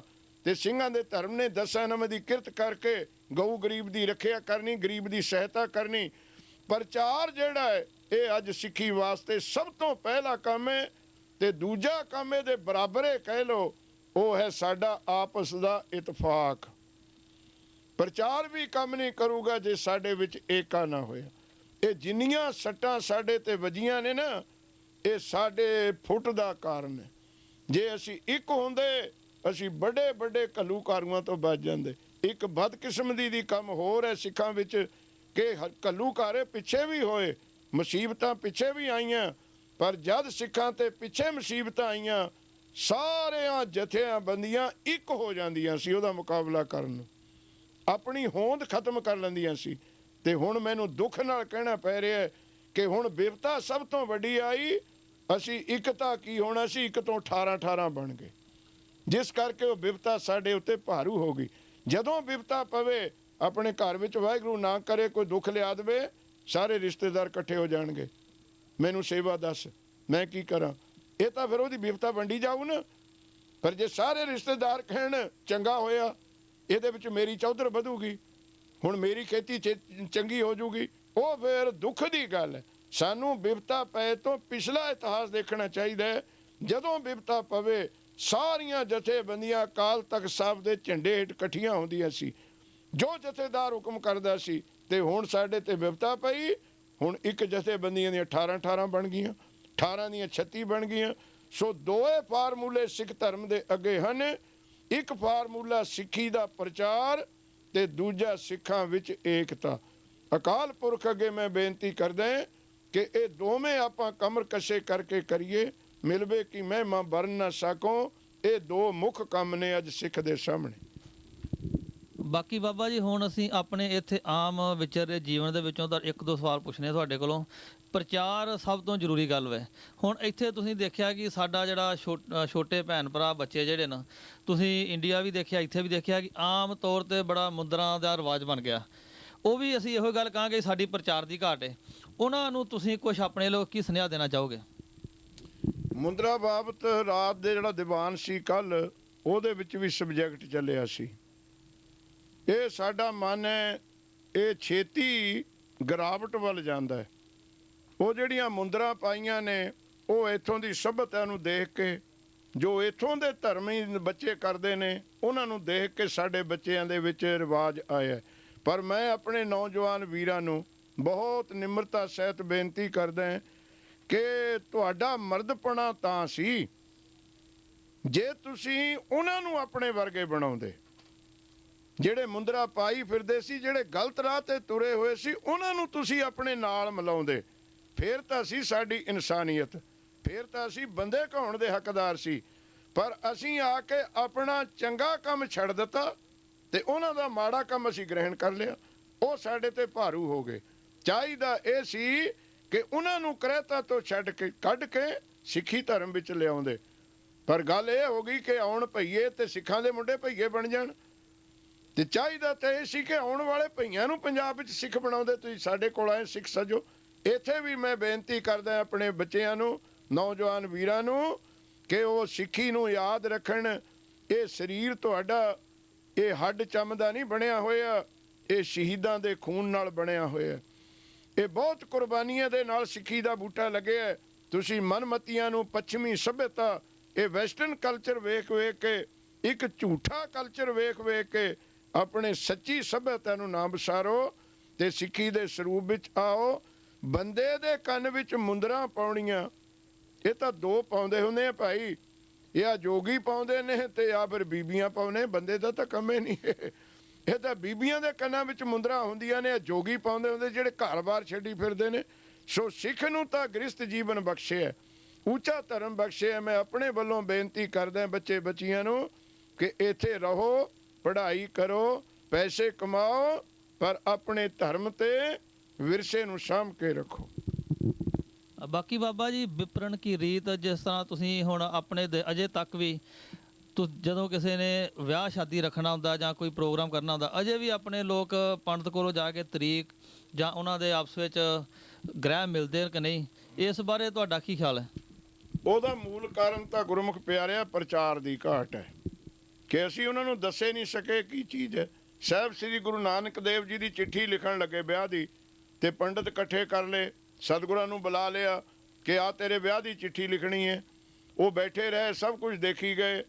ਤੇ ਸਤਿਗੁਰ ਪਾਤਸ਼ਾਹ ਦੇ ਮੂਹਰੇ ਜਦੋਂ ਚਿੱਠੀ ਲਿਖੀ, ਗ੍ਰਹਿ ਰੱਖ ਦਿੱਤਾ ਨਛੱਤਰ ਰਾਸਾਂ, ਇਸ ਟਾਈਮ ਫੇਰੇ, ਇਸ ਟਾਈਮ ਜਨ ਚੜੂ, ਆਹ ਦਿਨ ਹੈ, ਆਹ ਤਰੀਕ ਹੈ। ਤੇ ਗੁਰੂ ਨਾਨਕ ਦੇਵ ਕਹਿੰਦੇ ਪੰਡਤ ਜੀ, ਮੈਂ ਤੁਹਾਡੇ ਲਿਖੇ ਦੇ ਮੁਤਾਬਕ ਵਿਆਹ ਕਰਾਊਂ, ਉਸੇ ਟਾਈਮ ਜਨ ਲੈ ਕੇ ਜਾਊਂ, ਉਸੇ ਦਿਨ ਨੂੰ ਜਾਊਂ, ਉਸੇ ਥਿਤ ਨੂੰ ਜਾਊਂ, ਉਸੇ ਟਾਈਮ ਆਪਣੇ ਫੇਰੇ ਕਰਾਊਂ। ਪਰ ਮੈਨੂੰ ਇੱਕ ਗਰੰਟੀ ਦੇ ਦੇ ਵੀ ਤੂੰ ਮੇਰੇ ਜੀਵਨ ਦਾ ਕੱਢਿਆ ਚੰਗਾ ਸਮਾਂ ਵਿਆਹ ਦਾ, ਵੀ ਜਦ ਮੇਰਾ ਵਿਆਹ ਤੇਰੇ ਹਿਸਾਬ ਨਾਲ ਹੋ ਜਾਊਗਾ, ਕੋਈ ਦੁੱਖ ਤਾਂ ਨਹੀਂ ਆਊਗਾ। ਸਤਿਗੁਰੂ ਨਾਨਕ ਨੇ ਸਵਾਲ ਰੱਖਤਾ, ਕਿਉਂਕਿ ਤੂੰ ਤਾਂ ਸਾਡਾ ਲਗਨ ਚੰਗਾ ਗਿਣਿਆ, ਮੈਨੂੰ ਕੋਈ ਤਕਲੀਫ ਤਾਂ ਨਹੀਂ ਆਊ। ਉਹ ਬਾਹਮਣ ਜਦੇ ਮੁੱਕਰ ਗਿਆ, ਕਹਿੰਦਾ ਤਕਲੀਫ ਦਾ ਮੈਨੂੰ ਪਤਾ ਨਹੀਂ, ਕਹਿੰਦਾ ਤਕਲੀਫ ਨਹੀਂ ਮੈਂ ਦੱਸ ਸਕਦਾ ਵੀ ਆਊਗੀ ਕਿ ਨਹੀਂ। ਤੇ ਸਤਿਗੁਰੂ ਨਾਨਕ ਕਹਿੰਦੇ ਜੇ ਤੈਨੂੰ ਮੇਰੇ ਦੁੱਖ ਦਾ ਪਤਾ ਨਹੀਂ ਤੇ ਮੇਰੇ ਸੁੱਖ ਦਾ ਕਿਵੇਂ ਪਤਾ ਲੱਗਿਆ ਤੈਨੂੰ? ਉੱਥੇ ਮਹਾਰਾਜ ਨੇ ਸ਼ਬਦ ਉਚਾਰਿਆ, ਸਾਹਾ ਗਣੇ ਨਾ ਕਰੇ ਵਿਚਾਰ। ਮੇਰੇ ਸਿੱਖ ਨੇ ਕੋਈ ਸਾਹਾ ਦੀ ਗਿਣਤੀ ਨਹੀਂ ਕਰਨੀ, ਕੋਈ ਰਾਸਾਂ ਦੀ ਵਿਚਾਰ ਨਹੀਂ ਕਰਨੀ। ਕਰਨਾ ਕੀ ਹੈ? ਸਾਹੇ ਉੱਪਰ ਏਕ ਓੰਕਾਰ। ਸਭ ਤੋਂ ਉੱਪਰ ਚਿੱਠੀ ਲਿਖਣ ਲੱਗੇ ਇੱਕੋ ਓੰਕਾਰ ਸਤਿਗੁਰ ਪ੍ਰਸਾਦ ਲਿਖ ਦੋ। ਸਾਰਿਆਂ ਲਗਨਾਂ ਦੇ ਉੱਪਰ ਇੱਕ ਅਕਾਲ ਪੁਰਖ ਮਾਲਕ ਹੈ।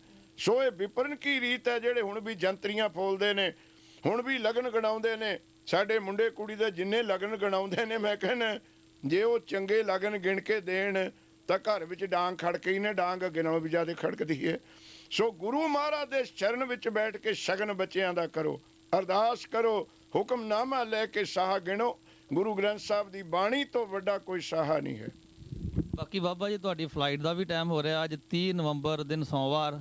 ਤੁਸੀਂ ਮੈਂ ਕਿਹਾ 40-45 ਦਿਨ ਸਾਡੇ ਸਾਰਿਆਂ ਨੂੰ ਇੱਥੇ ਸਿੱਖ ਪੰਥ ਨਾਲ ਜੋੜ ਕੇ ਸੇਵਾ ਕਰਕੇ ਜਾ ਰਹੇ ਹੋ।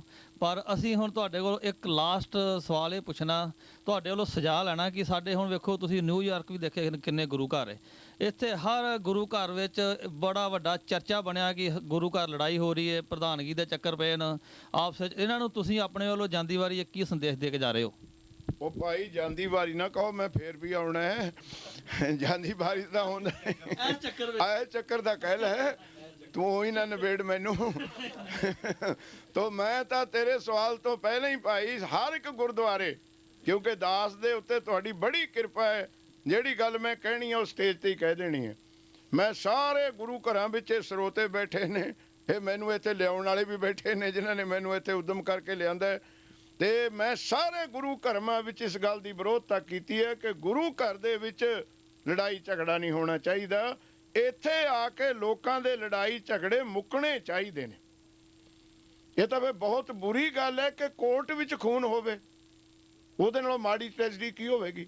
ਉੱਥੇ ਤਾਂ ਹਟਾਉਣਾ ਅਸੀਂ ਇਹਨਾਂ ਗੱਲਾਂ ਨੂੰ। ਸੋ ਸਾਡੇ ਬੱਚਿਆਂ ਤੇ ਬਹੁਤ ਬੁਰਾ ਅਸਰ ਪਿਆ ਜਦੋਂ ਅਸੀਂ ਉਹਨਾਂ ਨੂੰ ਲੈ ਕੇ ਜਾਂਦੇ ਹਾਂ, ਉੱਥੇ ਦੰਗਾ ਫਸਾਦ ਹੁੰਦਾ ਹੈ। ਉਹ ਇਸ ਗੱਲ ਤੋਂ ਨਫ਼ਰਤ ਕਰਦੇ, ਮੁੜ ਕੇ ਜਾਣਾ ਹੀ ਨਹੀਂ ਚਾਹੁੰਦੇ। ਚਲੋ ਬੱਚਿਆਂ ਨੂੰ ਵੀ ਛੱਡੋ, ਸਮਾਜ ਨੂੰ ਵੀ ਛੱਡੋ, ਅਸੀਂ ਗੁਰੂ ਗ੍ਰੰਥ ਸਾਹਿਬ ਨੂੰ 10 ਗੁਰੂ